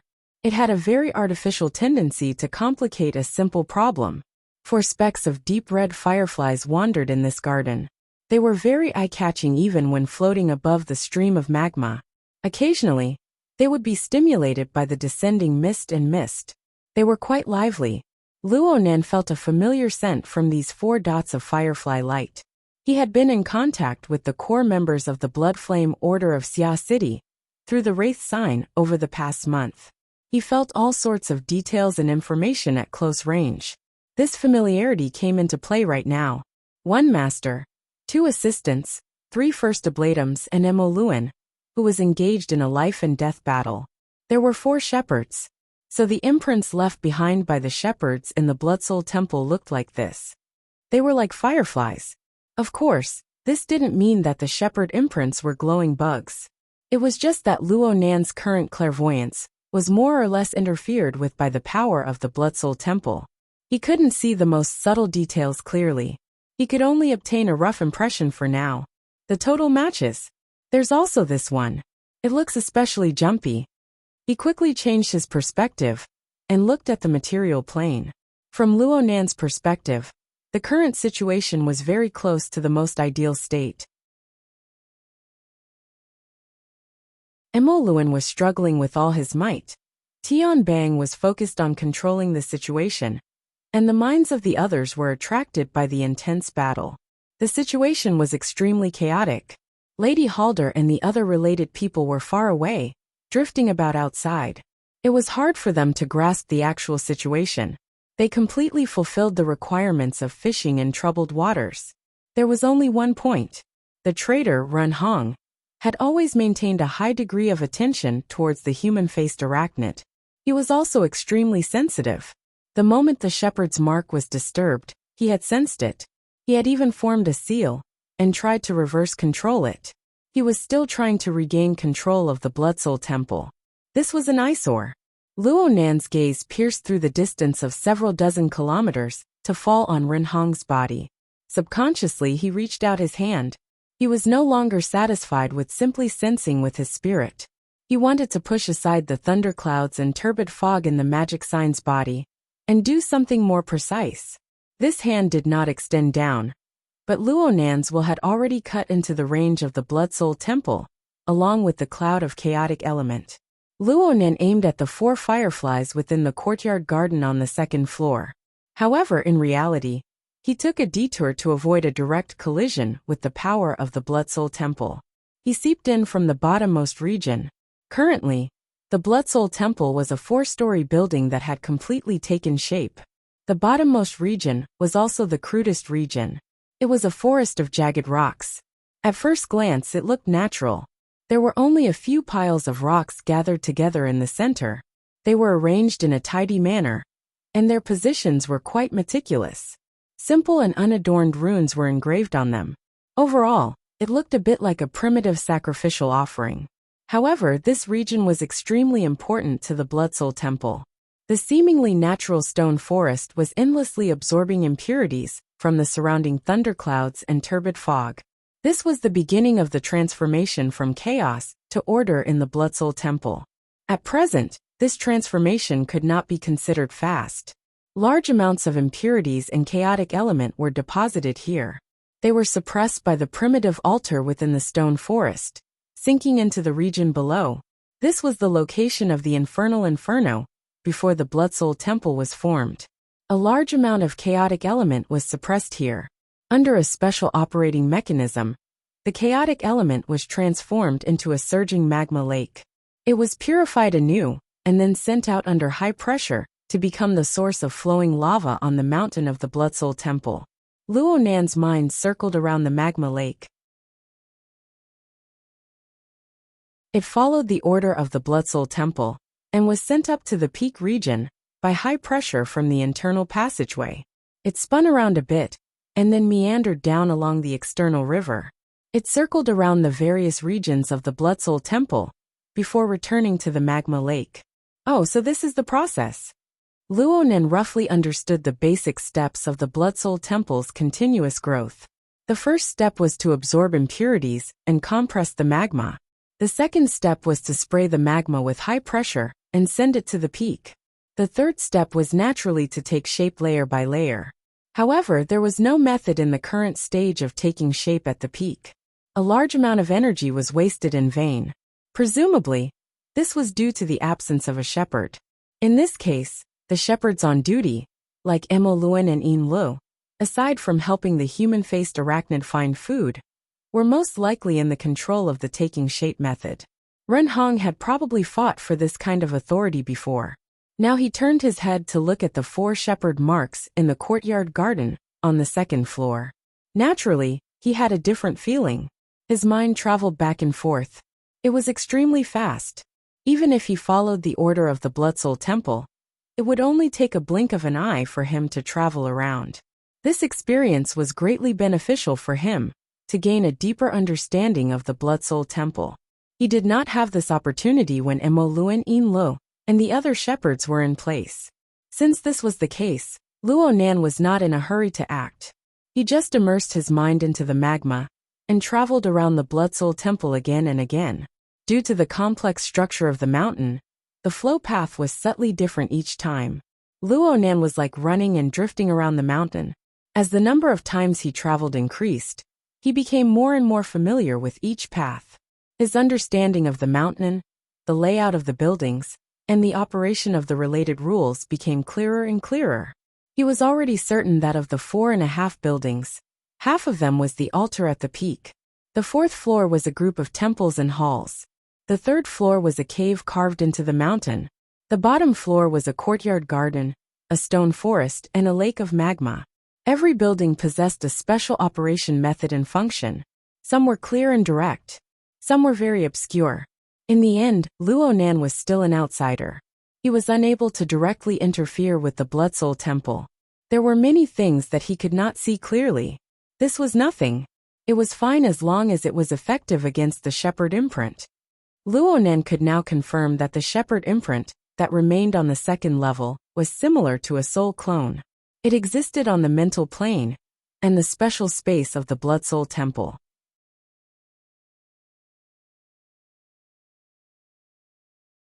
Chapter 429. Luo Nan's attention was naturally focused on a certain firefly on the 2nd floor. This firefly corresponded to Ren Hong. Telepathic thoughts flowed within the lava mountain stream. The gravitational pull from the core region of the living starry sky used this channel to silently link with the target and exert its effect. First, I need to control my strength. In the beginning, Luo Nan purposefully restrained himself. An incorporeal force pulled the firefly, slowly but firmly destroying its natural drifting state. In response, Ren Hong shivered violently in the underground parking lot. He tried to form a seal to calm his mind and maintain the stability of the shepherd mark. Clearly Luo Nan's judgment was correct. Ren Hong was currently the most sensitive to the shepherd mark. However, this fellow relied on accumulation to forcefully charge into the high shepherd mark. He could not do it again. Right now he could not see the results at all. Instead, his eyes bulged out because of his inappropriate strength and nervousness. Ren Hong blurted out in the next moment, "Let's finish this quickly. They're trying to expel me from the Blood Soul Temple." Undoubtedly, he was asking Tian Bang for help. Ren Hong's cries grew increasingly ear-piercing in the suffocating battlefield. Tian Bang should have heard him, but he did not respond immediately. Emo Luan's expression was still indifferent even though his body had turned incorporeal during the fierce battle. He even laughed leisurely. Isn't the restraining faction saying anything? Luo Nan had been paying attention to the battle situation in the underground parking lot, especially Emo Luan's response. He saw Emo Luan's ambiguous yet rich expression, and his heart was filled with joy. This is for the best. The vaguer the words were, the more likely it was for the parties involved to misunderstand. This was especially true for Emo Luan and Mrs. Halder, who were isolated from the outside world. They probably thought that the other party was behind this. As for Tian Bang, it was hard for him to think otherwise. This allowed Luo Nan to completely extricate himself from the maelstrom. Tian Bang ignored Ren Hong's plea for help, but he still responded to Emo Luan. "I'm doing it right now. Getting rid of you is the most efficient move." The two instantly engaged in combat. Luo Nan laughed involuntarily, since his attention completely turned to the border region between the mental plane and the Blood Soul Temple. He looked down coldly from his unique perspective. In the living starry sky, the in-depth depiction of Ren Hong's life sketch was nearing its end. The invisible pulling force increased layer by layer. Even in the Blood Soul Temple, there was still a high degree of freedom, and Luo Nan was very rational. He didn't touch the order frame of the Blood Soul Temple, so the Blood Soul Temple behaved very quietly. Since it's already like this, the traction force began to take shape, and with a clanging sound, Ren Hong, who was under the protection of the formatted domain, trembled again. He opened his mouth and wanted to shout, but he couldn't make a sound. Very happily, Hong put his hand on his throat. For the first time, he showed a genuine expression of fear. He looked around, his eyes drifting and vacant. It's starting. Many days later, the heavily chained crow appeared once more outside Luonan's core star region. It firmly locked onto Hong's firefly and suddenly exerted force. Hong's mouth was wide open. His heart was filled with terror. In his opinion, the ringing of the chains on the mental level was completely unreasonable. The corresponding special vibrations and restraints instantly spread to his entire body and soul structure. The feeling of numbness, the feeling of being bound, the feeling of being dominated. The consecutive senses all pointed to the same conclusion. He was under attack, not just from the shepherd's mark, but also from his body. The danger came from the shepherd's mark. It came from the Bloodsoul Temple. A powerful binding force suddenly appeared. It was like a sinister and intense poison. It silently permeated and silently erupted, so much so that Luonan's mouth and tongue became numb. He could only watch helplessly as the shepherd's mark was forcibly pulled down from the second stage of the bloodfire path. It returned to the lowest level of the lake of magma. The fluorescent light became dim, scattered and unstable. The threat it posed to Hong was suddenly raised to a whole new level. And at this time, Hong's mind flashed with Lady Halder's warning before the herding method ceremony was held. The herding method is to advance and not retreat. Live and die with the Bloodsoul Temple. If you retreat midway, the power of the backlash will exceed everyone's imagination. Oh no. Luonan's severely sluggish brain cells were no longer able to bear the weight of his thoughts. The firefly had already melted in the lake of magma before he could finish his thought. What was even worse was that this process was like a falling domino. It spread from the lowest level of the Bloodsoul Temple, all the way down to where Hong's body was located. That firefly was too precise. The change in the situation somewhat exceeded Luonan's expectations. He had been paying close attention to the nature of the shepherd's mark. He had been affected by the precision of his senses, so he wasn't able to see it clearly. Only when the mark dissolved in the magma did he catch a glimpse of it. Luonan wasn't able to see it too clearly, but he was able to confirm that the so-called shepherd's mark was a complex structural circuit similar to the dripping sword. At first glance, it seemed to be much more complex. The precision of the structure was even greater than the condensation ring structure he was so proud of. Deducing from practical experience, wouldn't the shepherd's strength be 10 times that of his in order to form such a complex circuit? Although Hong was the deputy first ablatum of the Bloodflame Order, his strength was at best between C+ and B-. It was impossible for him to reach this level. Luonan suddenly came to a realization when the terrifying backlash force surged back. The Bloodflame Order's herding technique must have used special techniques to transcend ranks to mold this type of complex configuration. From the looks of it, it certainly involved the resonance of the soul and energy. The effort invested was no small matter. Luonan was shocked. This was no longer just an imprint. It was a branch of the body and soul that grew here. If something were to happen, and they weren't cut off in time, it would bring about a fatal chain reaction. Perhaps Hong had a way to reduce the damage, but he was bound by Luonan's invisible chains. He lost his best opportunity. In the underground parking lot, Hong's entire body was already frozen to death. He couldn't do anything. The invisible and traceless shackles and the terrifying backlash completely dominated his mind. The deep blue walkers protecting him finally realized something was wrong at this time. They immediately called for help. Only 2 seconds passed. Another 7 or 8 deep blue walkers arrived at Hong's location, in addition to the 4th squad from before. The one leading them was Tian Bang's deputy, Senior Colonel Meng Tuesday. The group didn't say anything after they arrived. They synchronized and coordinated with Meng Tu at the center.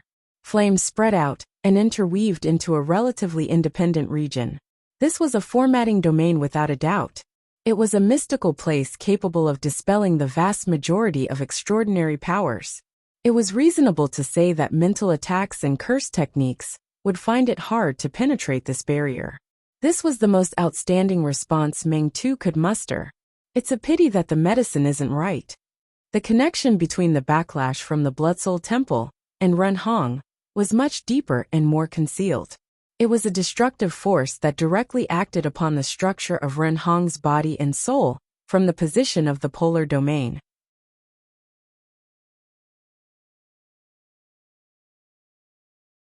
Chapter 430. Luo Nan's attention was completely focused on the Blood Soul Temple. But the most eye-catching thing on the material plane was still the showdown between Tian Bang and Emo Luan. Of the two publicly acknowledged B+ rank powerhouses, one was extraordinarily tyrannical, while the other was cruel and decisive. Their combat power had been greatly increased compared to normal, almost surpassing the limits of human beings. Their battle could be described as exciting and tragic. But no matter how exciting the duel was, it had to come to an end. As time passed, Tian Bang used the blood flame willpower as the axis, and used the formatted domain to seal off the surroundings. Its power was infinitely close to the extraordinary domain, stripping away the advantages brought by Emo Luan's proficient body skills and the Black Soul body's void transformation. He firmly controlled the initiative of the battle, and didn't give Emo Luan any more chances. Hit! As he shouted, Tian Bang punched out. The fist pressed down on the void. The blood flames and the format of fire interweaved and blended together, melting the void with a single strike. Tian Bang had been accumulating this punch for a long time. The impact could be said to be unprecedented. As soon as Emo Luan came into contact with it head-on, his figure twisted and disappeared. It was difficult for him to withstand it, and he knew that he couldn't take it head-on. Thus, he used the same trick again, intending to evade the frontal attack through shifting positions. However, his figure did not move. His body, which was still twisting and flickering between illusion and reality, was fatally restricted. He was locked in the void, and became Tian Bang's living target. Tian Bang's fist came again, and Emo Luan could only block it. The first few punches were still able to resist the transforming strength, but later on, the fiercely burning body and soul could no longer hold on. Tian Bang's punches were like landslides and tsunamis, endless and endless. Emo Luan didn't have any chance to adjust as the speed of the punches made people feel despair. The bloody flames that were brought about turned into gorgeous and cruel fireworks, instantly submerging Mo Luan. And in the depths of the dazzling brilliance, Emo Luan let out a shrill howl. His spirit swept up a prairie fire. He used the method he was best at to make the final collision with Tian Bang. In the span of 1 to 2 seconds, all the detection and scanning devices were rendered useless, and some were even destroyed by the sparks from the short circuit. As the core of the frontline command center, it suddenly became deaf and blind. But the corresponding turbulence could be felt even by the deaf and blind. The blood-red tornado that rose from the ground directly broke through the floor of the first floor of the underground parking lot. Then, it went up and pierced through at least 5 floors of the building, causing the walls and pillars of the Aurora Cloud capital to tremble. The building was visibly shaking. The damper in the center of the building swung back and forth, suppressing the demonic wind that came from underground. When the building regained its tranquility, Emo Luan, who was located at the core of the storm, also turned into ashes, leaving no trace. Tian Bang still had his usual smile on his face, as he wiped his face with the back of his hand. The place it touched was the half of the wound that had been burned to the bone. But at this time, the carbonized skin was already covered with red and white nerve fibers, including the dermis and other skin tissues, and was about to recover to its original state. Cat Eyes noticed this detail, and immediately raised her eyebrows. His recovery ability is that strong?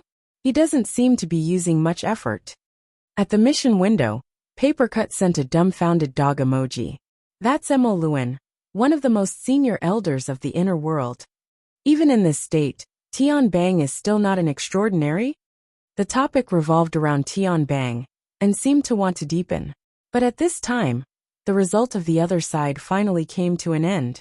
Ren Hong had successfully delayed his death for a period of time.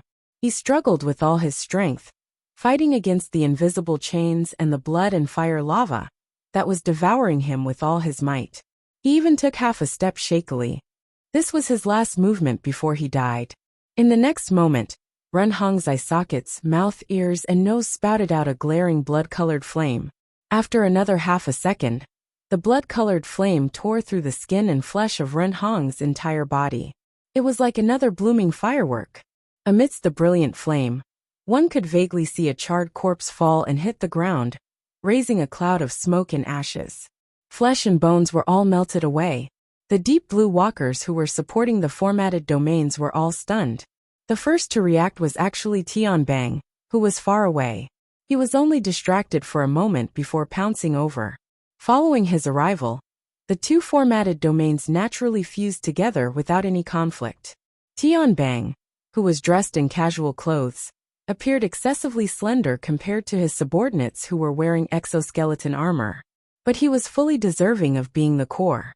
He led the combined formatted domain, and used the highest standards to lock down the void. He drew the rules for the intersecting mental and material planes.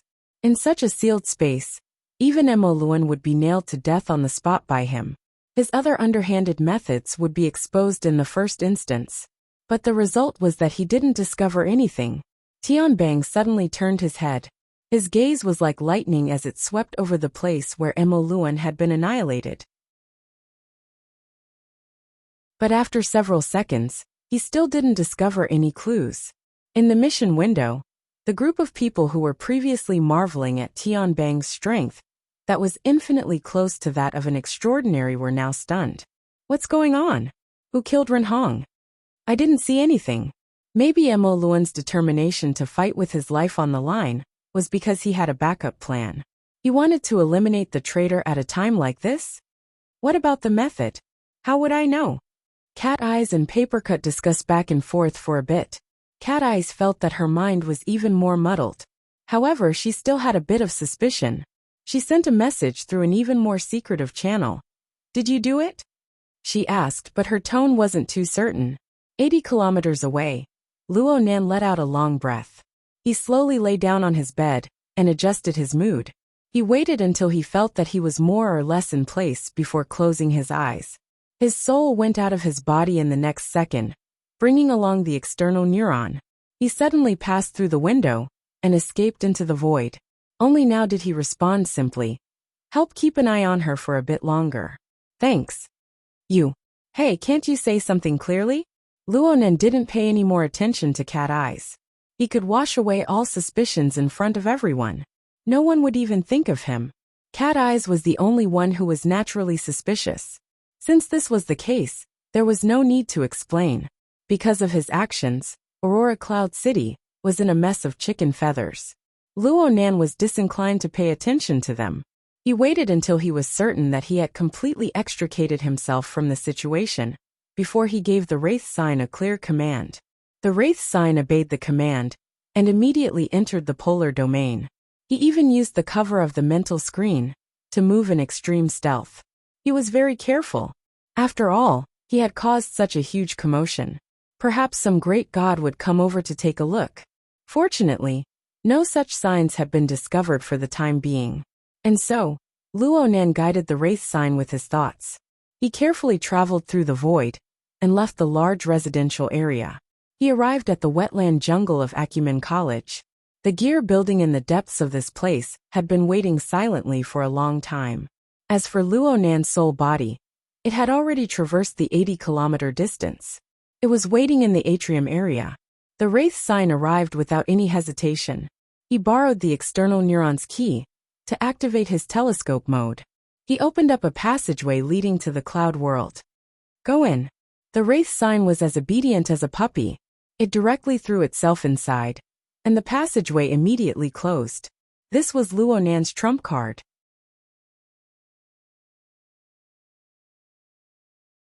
He had stepped on Mo Luan's old life to climb to the top.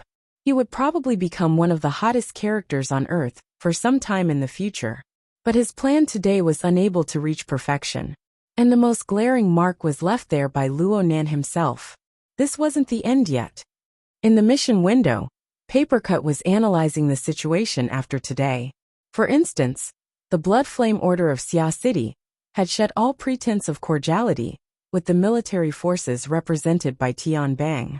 They had lost Mo Luan, their greatest combat power, and their core backbone, the deputy first ablatum, had rebelled.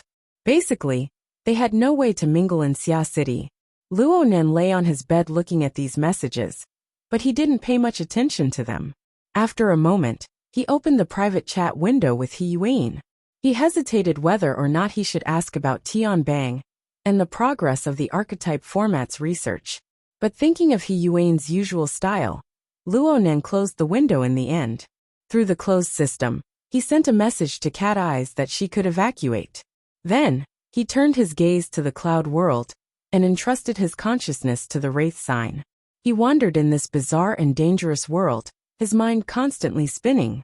That kind of mush-mouthed ape would form a nest at any time. He had to be careful. Oh, there was also Snake Tongue. He had to find her as soon as possible. With the Wraith talisman, it should be much easier. He could not stop monitoring the Blood Soul Temple. He had to figure out how to turn it into his own. Exploring the cloud world was also on the agenda.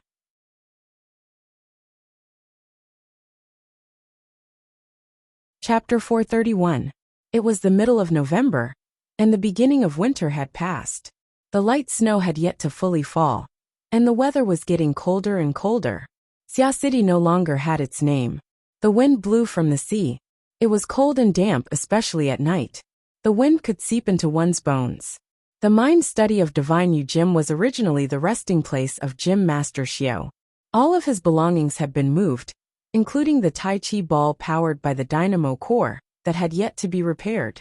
It was spacious and spacious, restoring the original appearance of the training field.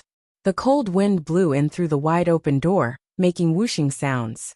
Luo Nan didn't care about this. He lay on the cork floor with his upper body bare. Sweat poured from his body like syrup, and the heat rising from his body had already formed a domain that enveloped his entire body. Let alone the cold wind blowing from the sea. Even if he were to throw it into a refrigerator, the cold air inside would be melted away.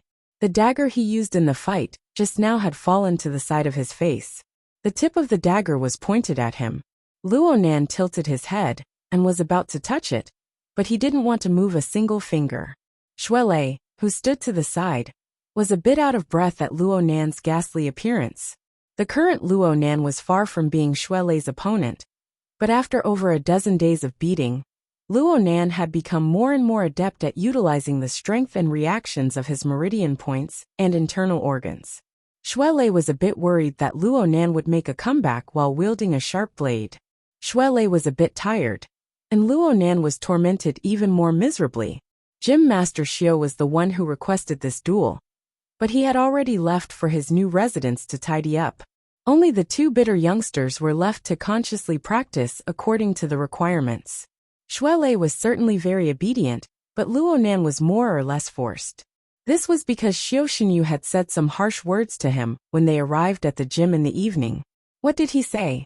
As a cultivator, interference has never been a reason to not do well. If you want to obtain extraordinary power, you must be affected by the forces of nature. You must be countered by the entire society. If you have to find a reason, then no one under the heavens can help you. These words made Luo Nan stupefied on the spot. Then came the storm-like Sanzhou practice, all the way until now. Shuelei meticulously carried out the gym master's demands, and finally began to think. He had always considered himself to be Gym Master Xiao's translator, but right now, he couldn't quite grasp the situation. Hey, what did you do to make Gym Master so angry? Luo Nan's chest violently heaved up and down. He nearly choked out a single word, but his thoughts recovered from the emptiness brought about by exhaustion. I'm talking about impetuous. I've been busy lately. I'm distracted. Luo Nan felt tired saying another word. He closed his eyes and forcefully squeezed out the sweat that soaked into his eyes. But he was unable to avoid the feeling of soreness. This was the only reason. Luo Nan had been really busy recently. He was so busy that he couldn't split himself. Not only did he have to monitor the movements of the Wraith sign and the cloud world, he also had to pay attention to the conflict between the Blood Flame Order and Tianbang's faction in Xia City. And he also had to complete the 3 security commissions. He had to be even more vigilant against his old enemies. Of course, he also had to train, study, and take remedial lessons. 7 or 8 items were tangled into a ball. Even if he could still manage it now, it inevitably caused some haste and perfunctory, adding a bit of impetuousness. There was a saying, if you don't train for 1 day, you will know. If you don't train for 2 days, your master will know. If you don't train for 3 days, the whole world will know. Luo Nan was pretty much in between the first and second stages. He had already forgotten and skipped 2 of his afternoon classes. Even when he did his homework, he had to make sure that time was his #1 priority. His concentration had declined to varying degrees. It was easy to understand the reasoning, but it wasn't easy to do it. That was why Gym Master Xiao used this method to help him realize it. Luo Nan had to maintain extreme concentration during his training with Shuelei, clearing away all distracting thoughts when he was at a terrible disadvantage. And he really did it. The price was his dead dog-like present. Luo Nan really wanted to sleep just like this, sleep until dawn. His wristband vibrated, and a message came in. He didn't want to care about it. But then the hexier also vibrated. Hey, rice is being sent. See if you received it. Zhang Yingying giggled as she passed the message. She casually added a description, but it made Luo Nan's half-disabled brain dizzy. Rice. The first wave of money from Trigate Security, Zhang Yingying emphasized in a bad mood. I didn't ask you to treat me. It's too early to play dumb. Oh, Luo Nan responded weakly. What's wrong? You got cooked. I just sparred. I'm tired. Zhang Yingying understood. She saw that Luo Nan really wasn't in the right state, so she stopped teasing him. All right. Keep training. Remember to eat more supplements when you get the money. She hung up the call after speaking. Only then did Luo Nan lift up his painstakingly left wrist and place it before his eyes. A message appeared on his wristband. It came from a bank. Your account number XXXX. 1,550,000 credits were transferred to you on November 16th. Account balance. Oh, it looked like the clue of the wing-hand bat had been confirmed. According to the contracts signed with Trigate Security, the hunting and hunting operation was carried out according to the list confirmed by both sides. It required the extermination of all intruders and infected. Every target would receive a corresponding monetary reward. Based on the results of the search, the money would be transferred to Luo Nan's account on the 16th of every month. Since Luo Nan appeared in the form of a crow, the money had to be transferred to the hidden indigo business firm. In any case, it was important that the money was in his hands. After the 1,550,000 credits were transferred, the most direct change was that the bank, the credit organization, the SCA, and other authority departments all received a continuous stream of notifications. The wristband vibrated every few seconds. The message it sent indicated that Luo Nan's personal credit and social authority level had been pulled to the second level. In other words, he was underage and had some restrictions. Otherwise, it would have been very easy for him to enter the first level. Shuelei finally understood what was going on from the side. He clapped his hands and laughed. Excellent. We have supper for tonight. Luo Nan grinned bitterly. Can you wait for me to sleep first? Though Luo Nan said this, he laid on the ground like a corpse for another 10 minutes. The interference and transformation between the mental and material planes allowed his energy to gradually recover. At the very least, he had the strength to walk and eat. It was already nightfall. The city was submerged in a sea of light. In the sky, a long fleet of centipedes was moving along the public transport light rail. They meandered back and forth between the tall buildings, like shadowy snakes floating in a sea of light. In the next moment, several segments of equal length unraveled from the back of this snake. Each segment was an autonomous flying car. The flying cars lit up their lights and decelerated one after another. They cut into the guiding light rail of Boshan Building and stopped on various landing platforms. The white-collar workers were exhausted to the point of death after a day of work. They climbed into the cars one after another, enjoying the precious time of leisure on the way home. Shuelei had already reserved a seat in the flying car through the smart secretary on his wristband terminal. Luo Nan disregarded everything and climbed into the car. He sat paralyzed on the soft seat. His back was pressed against the back of the seat. He didn't want to get up.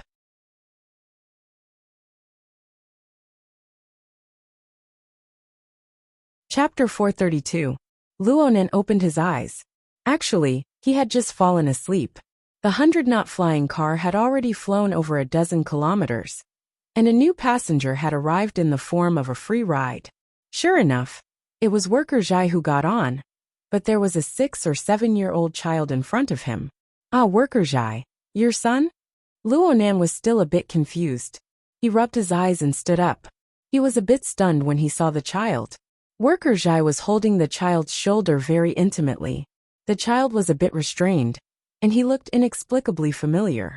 But when he heard Luonan's question, he raised his head and glared. His temperament was quite wild. They greeted each other courteously, and in the end, they all went to the spacious back row to sit down. When they greeted each other, they heard that no one had eaten dinner yet. This was even better. They immediately decided to gather together and have big money bags Luonan treat them to a good meal. The car's AI confirmed that the route leading to the destination was clear.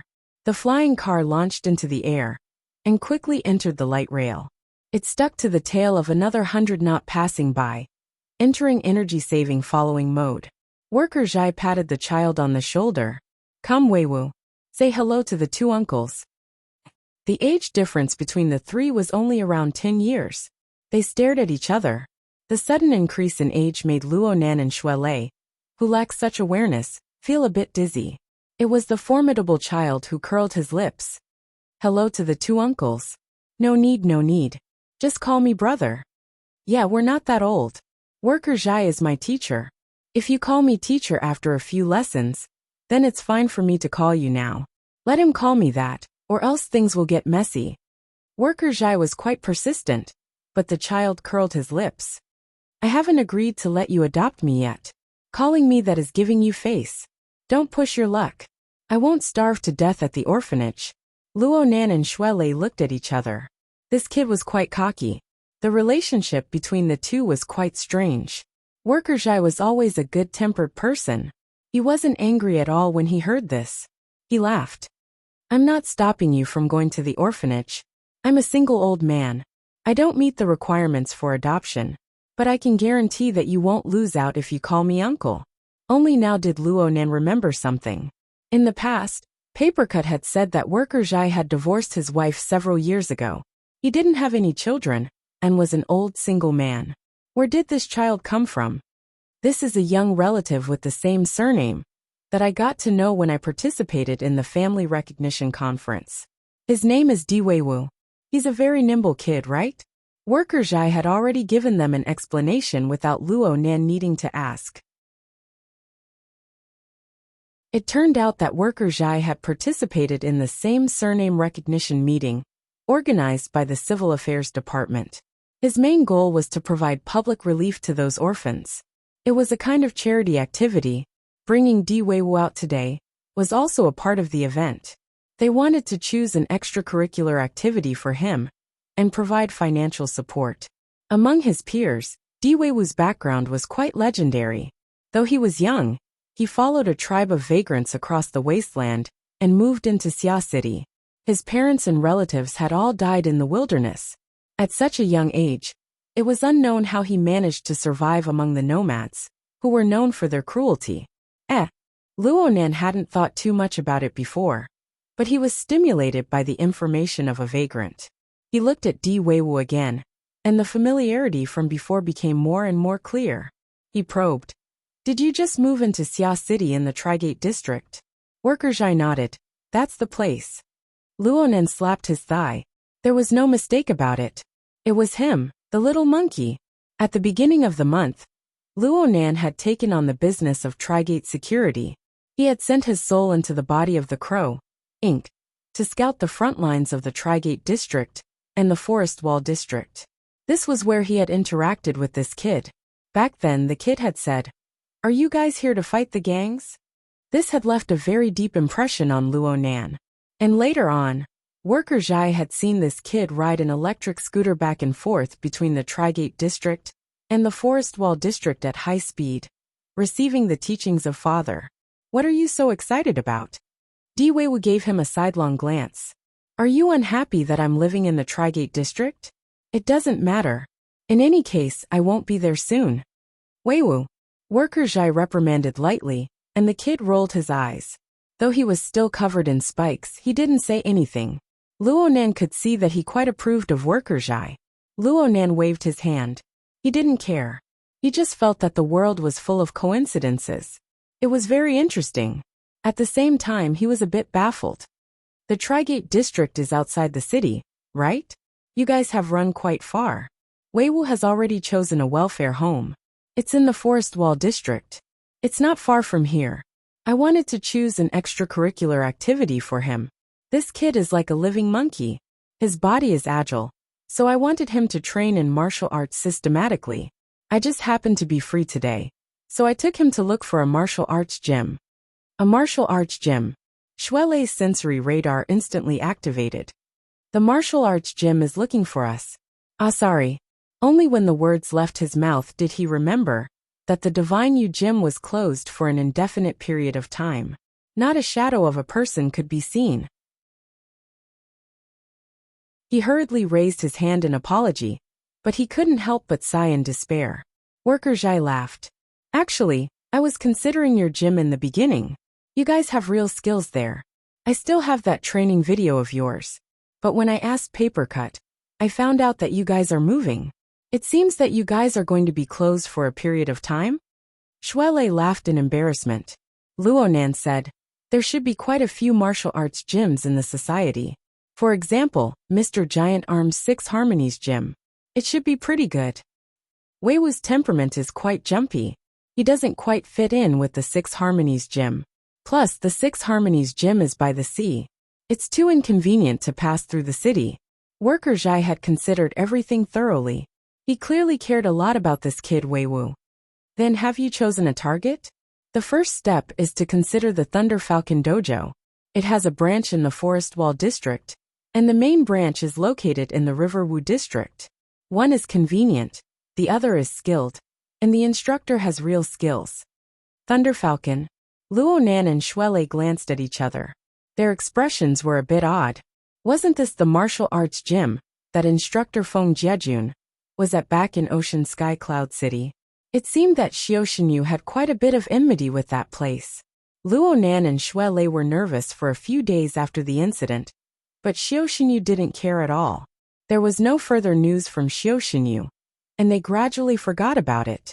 Now that they heard Worker Zhai mention it, they felt quite odd.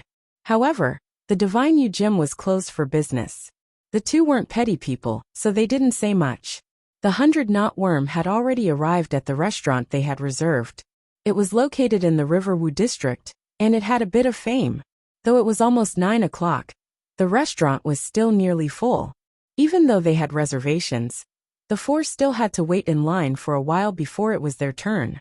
But it would take some time for the dishes to be served, so Luonan wanted to order a drink.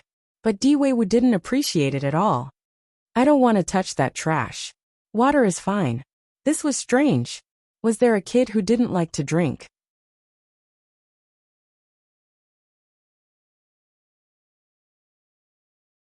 Chapter 433. Di Weiwu said this, but when the main course of the dining hall was served, Di Weiwu adopted the posture of sweeping away the clouds like a whirlwind. He buried his head in his plate, unwilling to lift it up. He had ample reason for this. My body is growing, so I must ingest sufficient nutrients. Even if it's a bit excessive, I can digest it through training. As he spoke, the kid even patted Worker Zhai's arm. That's why I'm quite grateful to you, Godfather. Whether it's a Thunder Hawk or a Swift, it's always good to have a place to digest the accumulated food. Worker Zhai had to hold his forehead at Luonan's aged appearance. Luckily, the kid soon threw himself into a new plate, and Worker Zhai had the opportunity to talk to Luonan about other things. I've tested the move you spoke of last time. It really is effective. My soul strength and interference power have both grown. Huh. Luonan didn't react at all. Worker Zhai simply spoke the truth when he saw Luonan like this. He looked at the cup of water in front of him with rapt attention. 2 seconds later, a drop of water the size of a fingernail rose from the cup, hovering above the rim. Luonan finally understood. Wasn't this the effect of the condensation ring he spoke to Papercut about when they were waiting last time? It's done. Before Worker Zhai could finish speaking, the drop of water above the rim of the cup collapsed and scattered. Worker Zhai's face was a bit pale, and a layer of sweat seeped from his forehead. This technique clearly consumed a lot of energy for him. Of course, 10 days ago, he wouldn't even be able to touch the edge of this move with his unawakened level. Worker Zhai wiped away his sweat. In a non-combat state, it can last for approximately 1 seconds. As for the combat state, there was no need to talk about it. 2 seconds of preparation time was practically meaningless in actual combat. Hold on, let me think. The Sanzhou training Luonan received consumed too much mental energy. Chatting normally was fine, but he needed to compose himself and refocus his attention if he wanted to talk business. Half a minute later he said, "The volume of this condensation ring is too large. Its diameter is nearly 0.3 millimeters. It needs to be a bit smaller to increase the stability of the structure." Shuelei poked Luonan's arm when he saw the two begin their discussion. The dining hall's partitions were pretty good, so they didn't need to worry about other people seeing them. Don't forget that the kid Di Weiwu was right next to them. Di Weiwu was very sensitive about such things. He immediately glared at Shuelei. "Isn't it just extraordinary power? What's there to hide?" Shuelei let out an and choked. Di Weiwu disdainfully said, "It's only you young ladies and young masters in the city who bury your faces in the sand like ostriches. As long as it's a vagrant who has fought in the wilderness, who wouldn't know?" As he spoke, the kid pouted at Worker Zhai. "If it weren't for the fact that he has this kind of ability, I wouldn't have liked him." Worker Zhai couldn't take it anymore and slapped the back of the little guy's head. "Don't talk nonsense." Di Weiwu immediately glared at him, but was defeated by Worker Zhai's gaze. Mumbling, he buried his face in his plate and continued to dig in. Luonan wasn't particularly surprised by this sort of thing. He just sighed with emotion. In a certain sense, the so-called high wall between the inner world and the normal world is as thin as a piece of paper. Shuelei, on the other hand, was stimulated by this piece of information. His train of thought jumped to another level. "Worker Zhai, you want the little guy to learn martial arts because you want him to enter this circle?" "Yes, this will depend on his aptitude. Naturally, it would be ideal if he could gain a comprehensive understanding of the world. But in this case, building a foundation is extremely important. He can't go and mess around." Worker Zhai nodded in agreement. "This is indeed the case, but I don't know if he has the talent in this area. What path he will take in the future is still undecided. I'm not afraid of that. With the guidance of a famous teacher and his willingness to put in effort, he'll more or less know the difference in talent in 3 to 5 months. Nothing will be delayed." Shuelei could be said to be more than half an expert in this area. Just like this, the two opened up a new topic of conversation. Worker Zhai forgot to talk about the condensation ring. He really did care a lot about his adopted son. Luonan was tossed aside. He simply learned from Di Weiwu, burying his head in food and replenishing his energy. On the other side, Di Weiwu looked like he was full. He looked over with wide eyes. His gaze was completely within Luonan's senses. After being stared at for a long time, Luonan felt uncomfortable. He raised his head and asked, "What's wrong? It seems like you're quite capable." "I'm all right.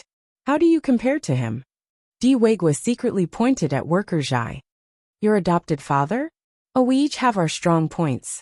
Worker Zhai has been teaching me engineering all this time." Di Weiwu directly interrupted. "In other words, you're stronger than him in terms of extraordinary strength. Were kids these days all this straightforward?"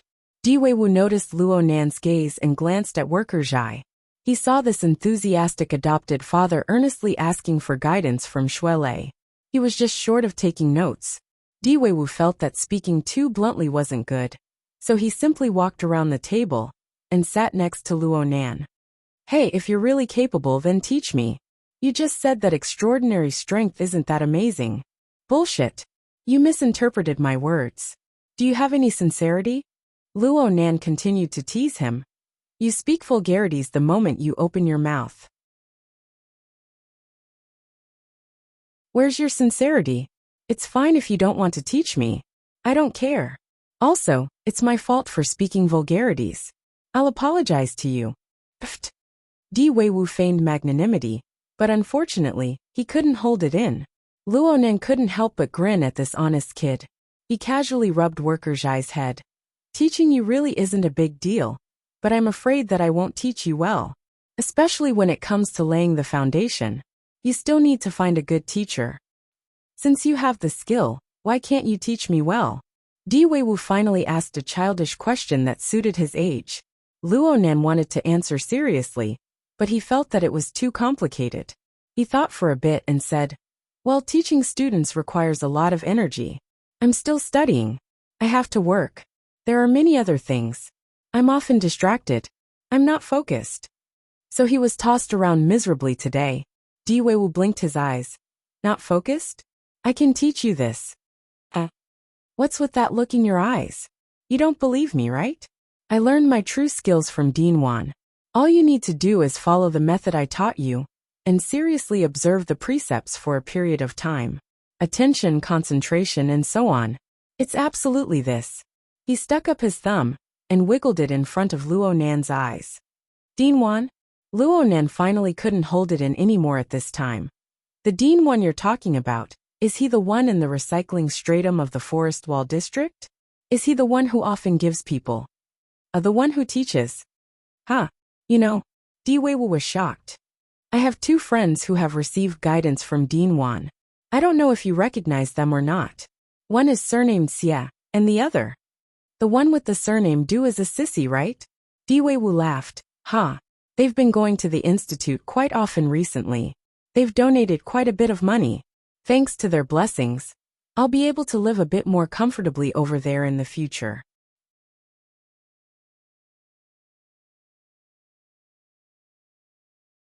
Chapter 434. Children's senses and emotions changed very quickly. Di Weiwu originally didn't like Luonan very much, but now that they had a common topic of conversation, Dean Wan, and their positions were relatively close, Di Weiwu's attitude was completely different with just a few words. Luonan actually wanted to ask about the creation order, but he swallowed his words in the end. From his perspective, it was better for children to stay away from religion. Even though the little fellow had been deeply influenced by Dean Wan, he still wasn't a little saint who talked about the teachings of the creation order. This was good enough. It wasn't just Di Weiwu. Du Yong and Xie Junping didn't seem to be brainwashed. It was for this reason that Luonan had a pretty good impression of the creation order. The only thing he wasn't sure about right now was whether or not Worker Zhai knew about the creation order. Worker Zhai was a bit surprised when he found an opportunity to ask, Dean Wan is an ability user? Or a member of the order? You don't know? I've only met him twice. We didn't talk for long. I just remember that he was nimble with his hands. Some of the handicrafts he made were of a very high level. Some of the models had outstanding structures, proportions, and precision. Really? Luonan had a pensive look. Could it be that the so-called creation was just a literal meaning, and not the meaning of creator? Worker Zhai had a good impression of Dean Wan. I think there shouldn't be a problem. Dean Wan has a good personality. Di Weiwu, who had been eavesdropping, shouted. Of course there's no problem with Dean Wan. Are you guys spies? Why are you asking so many questions? Luonan laughed. No, I'm just curious. People in our circle talk about all sorts of things, but we're all connected. Isn't it fate? The little fellow was quite satisfied with this explanation. He patted Luonan on the shoulder, pretending to be generous. There's definitely fate. Actually, if you guys are interested in Dean Wan, you can go talk to him. You don't need to pick a time. Tonight is fine. You guys can send me to the orphanage. I'll live there. Di Weiwu felt a bit guilty when he said this. Actually, the main reason for his proposal was that he didn't want to return to the Trigate district, a place where he couldn't find any fun. Luonan, Shuelei, and Worker Zhai exchanged glances. The restaurant was located on the west side of the Riverwu district. It wouldn't take much time to get there. Half a minute later, Di Weiwu's suggestion took effect. Both the host and the guest enjoyed the meal. Di Weiwu, who claimed to be temperate, went out holding his stomach. After leaving the restaurant, They walked a short distance to the nearest bus stop. The orphanage was located in the Forest Wall District's recycling layer. The centipedes normally wouldn't go there, so only low-altitude public transportation was on the way. Diwewu took advantage of this time to instill Luo Nan with the superiority of the concept of upholding the precepts. As long as you can persevere, it won't be long before you'll discover that you're super efficient at doing things. Your memory will be excellent, and you'll be able to multitask. Oh, I'm not lying to you. There were a few times when Dean Wan talked to a few of us at the same time. Everyone had a different topic, but he never messed up his answers. Of course, that's an even more powerful technique. I think it's called coordination. Overall planning. Luonan was a bit moved. He was faced with a myriad of things to worry about. What he lacked the most right now was the ability to plan and arrange. He always felt that he didn't have enough time. When he did one thing, he would be dragged down by another. His concentration was severely lacking. There was no need for Gym Master Xiao to lecture him. He was already tired of it. Luo Nan's wristband vibrated as he was thinking. Someone called. Luo Nan's eyelids jumped when he saw the caller's name. It matched his terrible premonition. Emoya opened her mouth and said, "Nanster, remember to tell him when you get home. I won't be going home tonight." Luo Nan quivered when he heard this. He instinctively raised his voice. "Go find Emo Peng. I won't be going home tonight either." "Where will you be staying if you're not going home?" "I'm in the Riverwu district." "Where do you think I'll be staying?" "Blue Bay." "Then you should go home. I'm commandeering this place tonight." Luo Nan was so angry that his teeth hurt. He gnashed his teeth and said, "Emoya, don't go too far. I really want to leave you a bedding, but there are a few beauties here. They aren't willing." Someone suddenly came over and shouted, "Who said that? If you're a handsome guy, then come over. Big sis will love you." "Get lost." Emoya pushed her flirtatious friend to the side. She chuckled and asked Luo Nan, "Are you coming over?" "I'm going to stay at a hotel. In any case, I absolutely won't go home and take the blame for you." Luo Nan directly hung up the phone. Actually, he let out a breath of relief. He was really worried that a man's voice would be heard in the background. Emoya's heart had really gone wild after taking a stroll around the Manching Music Festival. She hadn't spent more than 5 days at home in the half a month that she had been back in Xia City. She spent most of her time outside, making her aunt hopping mad. Unfortunately, she had already graduated to adulthood. She possessed the ability to act, and she always had her own opinions. Her family couldn't control her even if they wanted to. It must be said that Emoya's personality and temperament were trustworthy, but the underground music circle was famous for being chaotic. Luo Nan's heart twitched, not to mention his aunt and uncle. He was afraid that his cousin would fall into that chaotic circle. If this continued, Luo Nan would need to mobilize the society's channels to properly investigate. Well, this was another troublesome side issue. Luo Nan unconsciously sighed. Diwewu prodded him from the side. "Your sister?" "Yeah. Their relationship isn't too good." "Oh, you can't say that." Luo Nan shot a glance at him. "You little brat. What are you trying to do with your bemoaning and pitying face?" Diwewu patted Luo Nan. He was limited in size, so he could only pat the crook of Luo Nan's arm. "You need to have a good relationship with your family. Don't get into fights so easily." Luo Nan's first reaction was to laugh, but he instantly thought that this cheerful and arrogant kid in front of him was an orphan who had lost all of his family. His smile unconsciously froze on his face. Diwewu didn't care at all. He casually changed the topic. "Hey, look over there. It looks like another Thunder Falcon dojo." They were already standing at the bus stop right now. A large video of the Thunder Falcon dojo was displayed on an advertisement in the commercial center across the street. The visual effects were quite impactful. Worker Zhai led to another train of thought. The Thunder Falcon dojo has been expanding quite a bit recently. It's said that they have a military background. Look at this advertisement. It looks like they're using this as a selling point. Are the fighting techniques of the military suitable for children? Luo Nan and Shuelei glanced at each other. The military? Shuelei didn't deliberately belittle the Thunder Falcon dojo. just because it was possible that his master had a grudge against the Thunder Falcon dojo. He answered honestly, "There's no need to compare fighting techniques between the military and the civilian population. In terms of systematization and general standards, the military's techniques certainly exceed those of the civilian population by a large margin." The dojo master also said that after the Third War, the military paid great attention to the inheritance and development of physical techniques. Some of the methods used to nurture the younger generation are worth learning from. Really? Then Weiwu. Based on Weiwu's age alone, I suggest that no matter where he learns, it's best to start with Daoyin. From movement to stillness, from shallow to deep. If his energy sense is up to standard, then he can achieve circulatory Daoyin, or even both movement and stillness in a single semester. But it's not that easy to achieve link-up step by step. Xue Lei needed to further explain when it came to some specialized terms. A group of men and women walked over from behind the bus stop at this time. One of them glanced over and laughed out loud.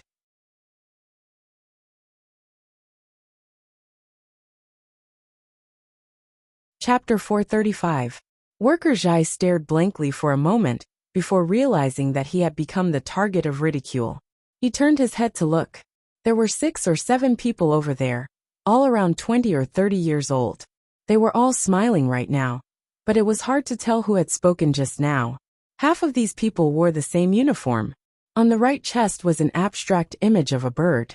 It looked like twisted lightning. Worker Zhai knew where these people came from when he saw this logo. Thunder Falcon Dojo. There was an escalator bridge a short distance away from the bus stop. It just so happened to lead to the newly launched branch dojo, under the advertisement space of the shopping mall. This group of people must have taken advantage of the opening of the dojo to drink and celebrate. Luonan and Xue Lei knew a bit more than Worker Zhai. They had already locked onto the person who had just spoken. The fellow's face was a bit red, and he was staggering a bit as he walked. It was clear that he had drunk too much. But even so, they were able to recognize that they had met this person once before. Feng Jiejun, the dojo instructor who had hung out with He Donglu at Ocean Sky Cloud City. From then on, he radiated an abnormal hostility towards Xue Lei and the Divine Yu Jim. Luonan's field of view was a bit wider. Aside from this group of people, he also noticed that there was another person who was on the phone 20 to 30 meters away. This person was originally on the same line as Feng Jiejun and the others. He was just distracted, so he fell behind. This fellow was also an acquaintance. Luonan and Xue Lei were unwilling to pay attention to a drunkard like Feng Jiejun. Worker Zhai had an easygoing personality. He just furrowed his brows and didn't say anything. He even hugged Di Weiwu to prevent the kid from causing trouble. It had to be said that Worker Zhai understood his adopted son's personality very well. Even though he hugged Di Weiwu in time, words still came out of Di Weiwu's mouth. "Who the hell are you?" Feng Jiejun was currently tipsy. He laughed and took 2 steps forward. He extended his hand to touch Di Weiwu's head, but Di Weiwu avoided him. He snorted and pointed his arm at Xue Lei, unwilling to let him go. "Coach Xue, your dojo can't continue operating anymore. There's no need to push people into a pit, right?" Clearly, Feng Jiejun's eyes and ears were half-baked after he was drunk. He didn't hear the first half of Xue Lei's words, which was tantamount to talking about his own dojo. Di Weiwu immediately laughed out loud. Then, he raised his head and complained to Worker Zhai. "You picked all over the place. Thunder Falcon and Lightning Bird? They're not that great." Even he himself said that he was tricked. Feng Jiejun was no longer able to tell that Worker Zhai and his son were in cahoots with Luonan and Xue Lei. He really did have a problem with his brain. His expression immediately turned cold, and he glared at Di Weiwu. The little fellow's reaction was very fast, and her mouth was even more unforgiving. This person must be born in the year of the dog. He can change his face so easily. Worker Zhai smiled bitterly. He tightened his grip on the boy's arm, so that he wouldn't let him continue tormenting him. Xue Lei also smiled and showed his talent for communication. "Don't mention, coach, I'm still far from that level. Usually, I just receive clients and shake hands with people. Nice to meet you again, Coach Feng." Feng Jiejun's expression became even more unsightly. Xuelei's words were undoubtedly an allusion to the fact that he had taken the initiative to shake hands with Ocean Sky Cloud City to probe for information, and had even suffered a loss. Xuelei was also mocking him for not being qualified to be a coach. What made him even more embarrassed was that Xuelei casually extended his hand as he spoke. It was as if he was going to shake hands with Feng Jejun again. Feng Jejun had already sobered up. He was weaker than Xuelei, by more than a level at least in terms of strength. Only a month had passed, and his strength was still the same. How could he be willing to lose face in front of his junior brothers and sisters? After hesitating for a second, Feng Jejun finally extended his hand and slapped Xuelei's hand away. What's the rush? On the day of the winter solstice, in the battle to establish our reputation, I will naturally ask for your guidance. It would have been better if he hadn't said these words. Luonan's and Xuelei's fierce gazes pierced his face at the same time. The gazes of the two were different. Xuelei's gaze was filled with the divine light of vitality. Feng Jejun's willpower was enough to resist it. However, Luonan was clearly wearing contact lenses. His eye sockets were permeated with a false luster, but behind that luster was an indescribable warping power. It made Feng Jejun tense up all of a sudden. He unconsciously took half a step back and adopted a defensive stance. The group of men and women traveling with Feng Jejun were a bit stupefied in the beginning. They didn't know why their senior brother suddenly didn't like these people. However, when Feng Jejun took up his stance, the quick-witted ones understood. 4 or 5 people immediately surrounded him. Xuelei faced these people without the slightest fear. He took a large step forward and stood in front of Luonan and the Zhai father and son. His eyebrows were furrowed in anger, and his aura didn't yield in the slightest. Di Weiwu became excited when he saw this scene. He struggled to free his head from Worker Zhai's arms and said loudly, "What does it have to do with you that other people are fishing? A dog that goes around randomly biting won't attract people's attention, no matter how long its tongue is. It's better if you wag your tail more, loser." The child's voice was bright and clear. Feng Jejun's face turned green on the spot. He forgot to ponder over Luonan's gaze. His drunkenness added to his anger, and he exploded in one go. He blurted out, "Shut up, you little bastard. Bastard your mother." Ugh. Di Weiwu wanted to curse back, but Worker Zhai covered his mouth. However, Worker Zhai's words were half-spoken, and it was enough to burn away the last bit of Feng Jejun's reason. He cursed vaguely and charged forward with large strides. Feng Jejun moved, and the half-formed encirclement naturally shrank. The people of the Thunder Falcon Dojo all had the most basic of offensive and defensive awareness. They naturally attacked when they were close, seizing the initiative. A chaotic battle suddenly erupted, and then it ended. Feng Jejun's fist made contact with Xuelei's elbow, and the surrounding companions fell to the ground in a mess. They didn't even struggle before they fainted. Feng Jejun's heart skipped a beat when he saw this scene. His energy was a bit chaotic, and Xuelei took advantage of the situation to wrap his arm and lock his wrist. An enormous force like that of a lion and tiger pressed over, locking half of Feng Jejun's body in place. Feng Jejun's face instantly turned ashen. He was in a worse state than he was at Ocean Sky Cloud City. He had just touched Xuelei, and he was utterly defeated. If news of this got out, his reputation in the industry would pretty much be finished. Xuelei spoke next to his ear. "Why bother with a child?" Before Xuelei could finish speaking, a voice suddenly came over. "The two of you don't need to bother with a group of drunkards." Only now did Xuelei discover the person behind him. He frowned slightly. Behind him, Luonan slapped Xuelei's waist. Xuelei understood, and his hand skillfully pushed Feng Jejun back a few steps. At this time, the person who had fallen behind due to the phone call finally walked to the bus stop. His face was a bit grave and stern, but he was indeed an acquaintance. Zhu Ling, the son of a military family in Xia City. He was the subordinate of Blood Prison Tian Bang, who was currently in the limelight. He had crossed paths with Luonan and the others a few days ago at Aurora Cloud City. His younger cousin Zhu Maoxuan had an old grudge with Luonan, but Zhu Maoxuan himself had quite the strength and ideas.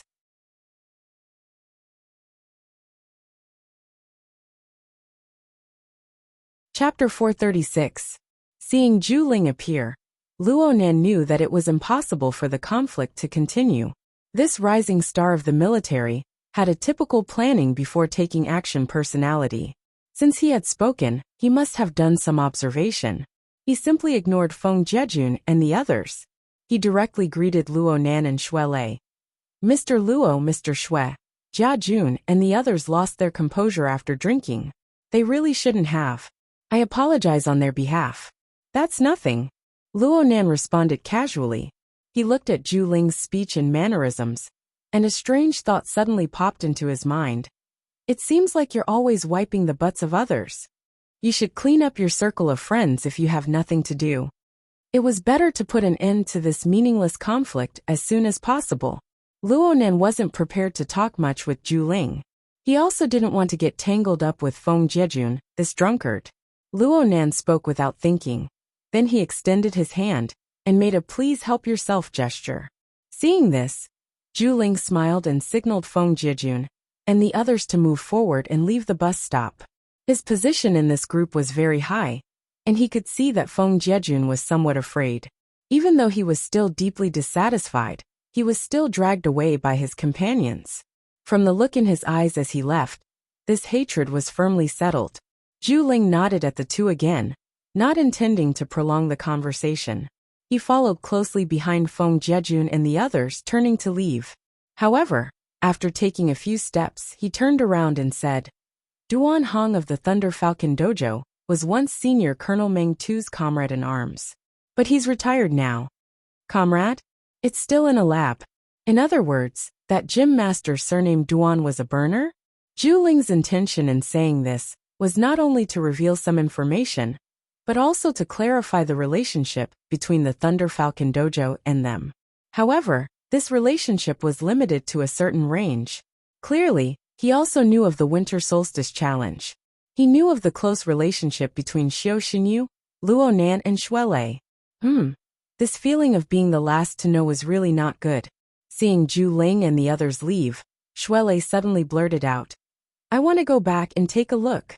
I want to ask the dojo master. Luo Nan responded, I'll go with you. Don't. With the dojo master's personality, he definitely won't say anything if you go. Then I'll help you ask Sister Yuan. This matter shouldn't be hidden from her. All right, thank you. Luo Nan reached out his hand to give him a poke, telling him not to say such extravagant words. Xue Lei forced a smile. At this moment he was very worried. In terms of martial arts attainments, it wasn't a problem for Xiao Xinyu to leave these two youths far behind. But he had been sick and weak all these years, and he was so emaciated. How could anyone feel at ease fighting with him? He called for a flying 100-knot bug and left in a hurry. It was already deep into the night. Only Luo Nan and the Zhai family's father and son could get on the bus stop. Seeing Xue Lei leave, Di Weiwu was actually a little disappointed, but he still said, Are you still going to the orphanage? Luo Nan was a bit hesitant, but the long-awaited low-altitude public transport finally arrived at the station at this time. When he saw Di Weiwu's pitiful eyes, his heart softened. I'll go take a look. In any case, it was destined that he wouldn't be returning home tonight. There was no need for him to personally ask He Yuan about the matter. It could be settled on a low-altitude public transport. He could just treat it as coaxing a child. After getting on the public transport, the first thing Luo Nan did was ask his aunt for a leave of absence. He was a bit apprehensive in his heart, mainly because he had overlooked a point just now. If Emoya had first mentioned the matter of him not returning home, then he would have hit the muzzle of a gun. Luckily, his luck was pretty good tonight. He could hear his aunt's voice. Emoya hadn't exerted herself. His performance had been good during this time, and his body was becoming healthier and healthier. This was a plus. His aunt only hesitated for a moment before agreeing. Luo Nan let out a long breath. After hanging up, he immediately contacted He Yuan without stopping. The god of luck was still watching over him, and the connection was made rather smoothly. He Yuan was silent for a moment after hearing Luo Nan's explanation. Then she responded, From the monetary accounts, the Thunder Falcon Dojo has purchased a portion of the Castle Financial Group's assets in Xia City. at a low price in the past few days. The timing is quite good, and there's a tacit understanding with the military's actions. Zhu Ling has admitted to this as well. But I don't understand right now. What's going on with the Battle of Winter's Solstice? He Wayne was silent for a few seconds before saying, there's a grudge between Xiao Xinyu and Duan Hong. But both sides are acting according to the rules. It was like this 10 years ago. And it's still like this 10 years later. It's best if we don't get involved. I still have things to do. I'm hanging up. Hello. Luo Nan and He Wayne had known each other for many years, but he had never been hung up so quickly before. He was a bit stupefied for a time. Perhaps she really did have something urgent to do? The low-altitude public transport entered the Forest Wall district in this muddle-headed state. After 7 or 8 stops, they arrived at the stop closest to the orphanage. Then they only needed to walk another 300 meters. Just from the route alone, the Thunder Falcon Dojo was quite compatible with the newly opened branch dojo. But worker Zhai wouldn't send Di Weiwu there to be tortured no matter what. 5 minutes later, Luo Nan stood in front of the orphanage that he had scanned with his telepathic thoughts. Luo Nan was quite curious about the Dean Wan that the Zhai father and son spoke of, and the guide that Xie Junping and Du Yong spoke of. He really wanted to know what was so special about this person, aside from the face of the preacher that he had sensed before. But when they knocked on the door, they heard this piece of news. Dean Wan went out. It looks like he accepted an invitation. Nurse Wang of the orphanage was acquainted with the Zhai father and son. This old woman understood the ways of the world. She welcomed them in and greeted them warmly. This orphanage was reconstructed from the lower level of an abandoned shopping mall. Relatively speaking, it was already a relatively safe place on the recycling stratum. Over 20 rooms were separated, and 30 or so people lived there.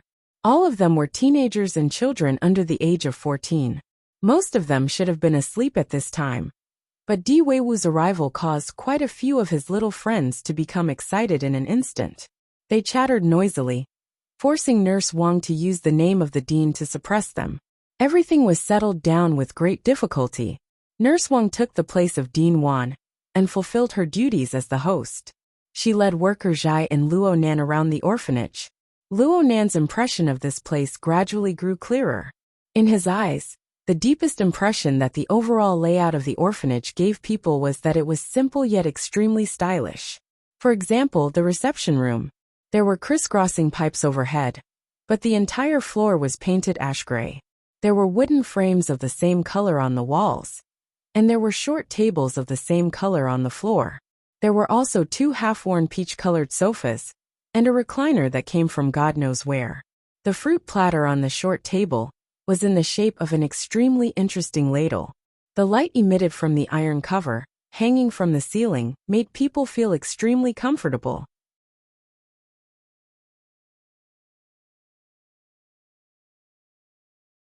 Chapter 437.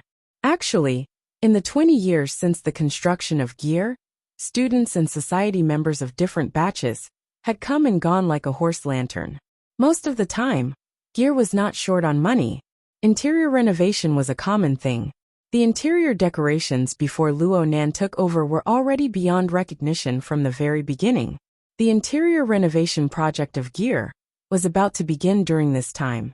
Luo Nan held many renovation blueprints in his hands, but he was unable to grasp them. He felt that the designer's tricks did not match with his mother's great works. But now he saw the layout of the reception room, and he was inexplicably pleased. Of course, this was not to say that moving this room to Gear was pleasing to the eye. It was just that this was how it should feel at this time and place. The interior layout would not make people forget that this was an abandoned shopping mall located in the dangerous recycling stratum. But sitting here and casually touching it was a relaxing atmosphere that made people cherish it even more. Especially when he heard Nurse Wang say that most of the furniture and decorations here were personally arranged and built by Dean Wan and the children. Luo Nan felt even more admiration. Even if such a person was involved in a secret order, it would be hard for people to feel ill will towards him. But looking at it from another angle, It seemed that worker Zhai still had a rather difficult path to walk in order to make Di Weiwu truly believe in his godfather. Afraid of delaying the children's rest, Luo Nan and worker Zhai did not stay for long. They walked one round around the orphanage before saying their goodbyes and leaving. As before, they took the 24-hour low-altitude public bus and embarked on their return journey. Worker Zhai finally had some free time on the bus. He talked to Luo Nan about proper business, the dynamo core that he was researching. Right now, the dynamic structure mode has been basically determined. The simulation results are pretty good, but the bottleneck lies in the materials. I want to find you to confirm it. If possible, I suggest we use the method of dismantling and mending. Dismantling? East wall to repair west wall? Yes. If this dynamo core is only used for the Tai Chi ball, there is actually a large amount of redundancy in its functionality. We can use this point to cut off other unimportant branches to mend the gap.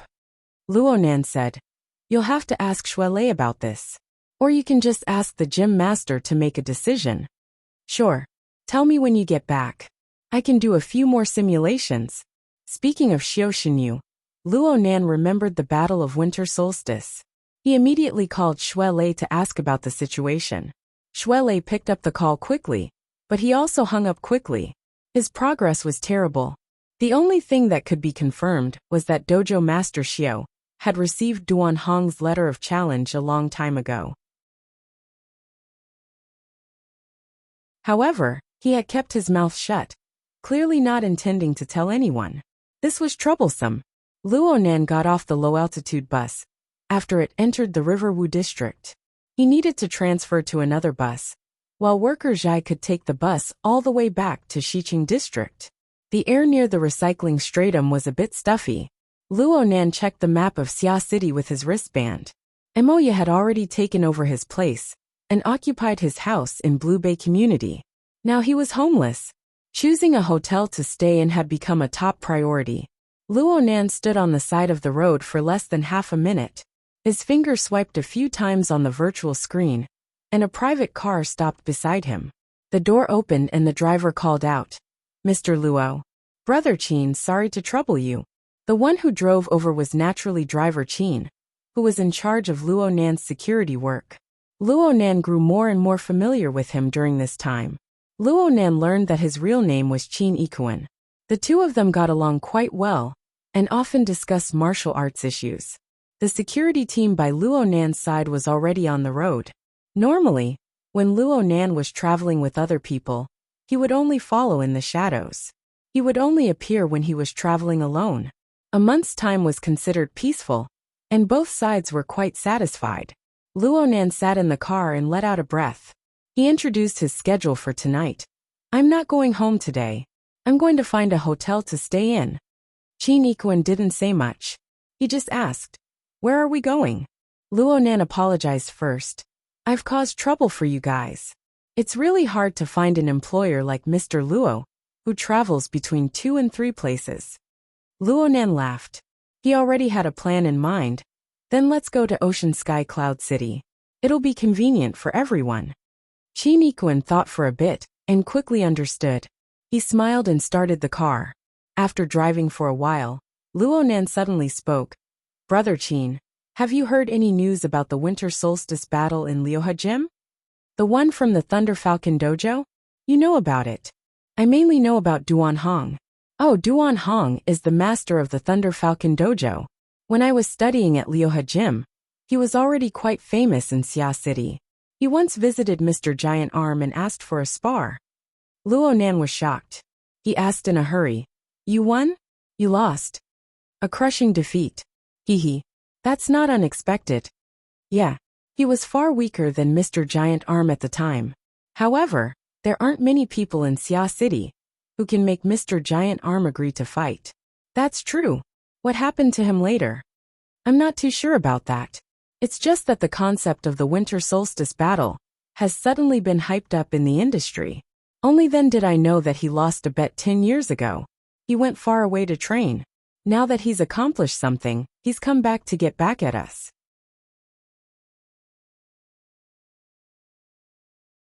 Luo Nan let out an "oh" and didn't say anything more. The journey was smooth. They arrived at Ocean Sky Cloud City in about 20 minutes. The atmosphere in the large living area was a bit worse than it was a dozen days ago.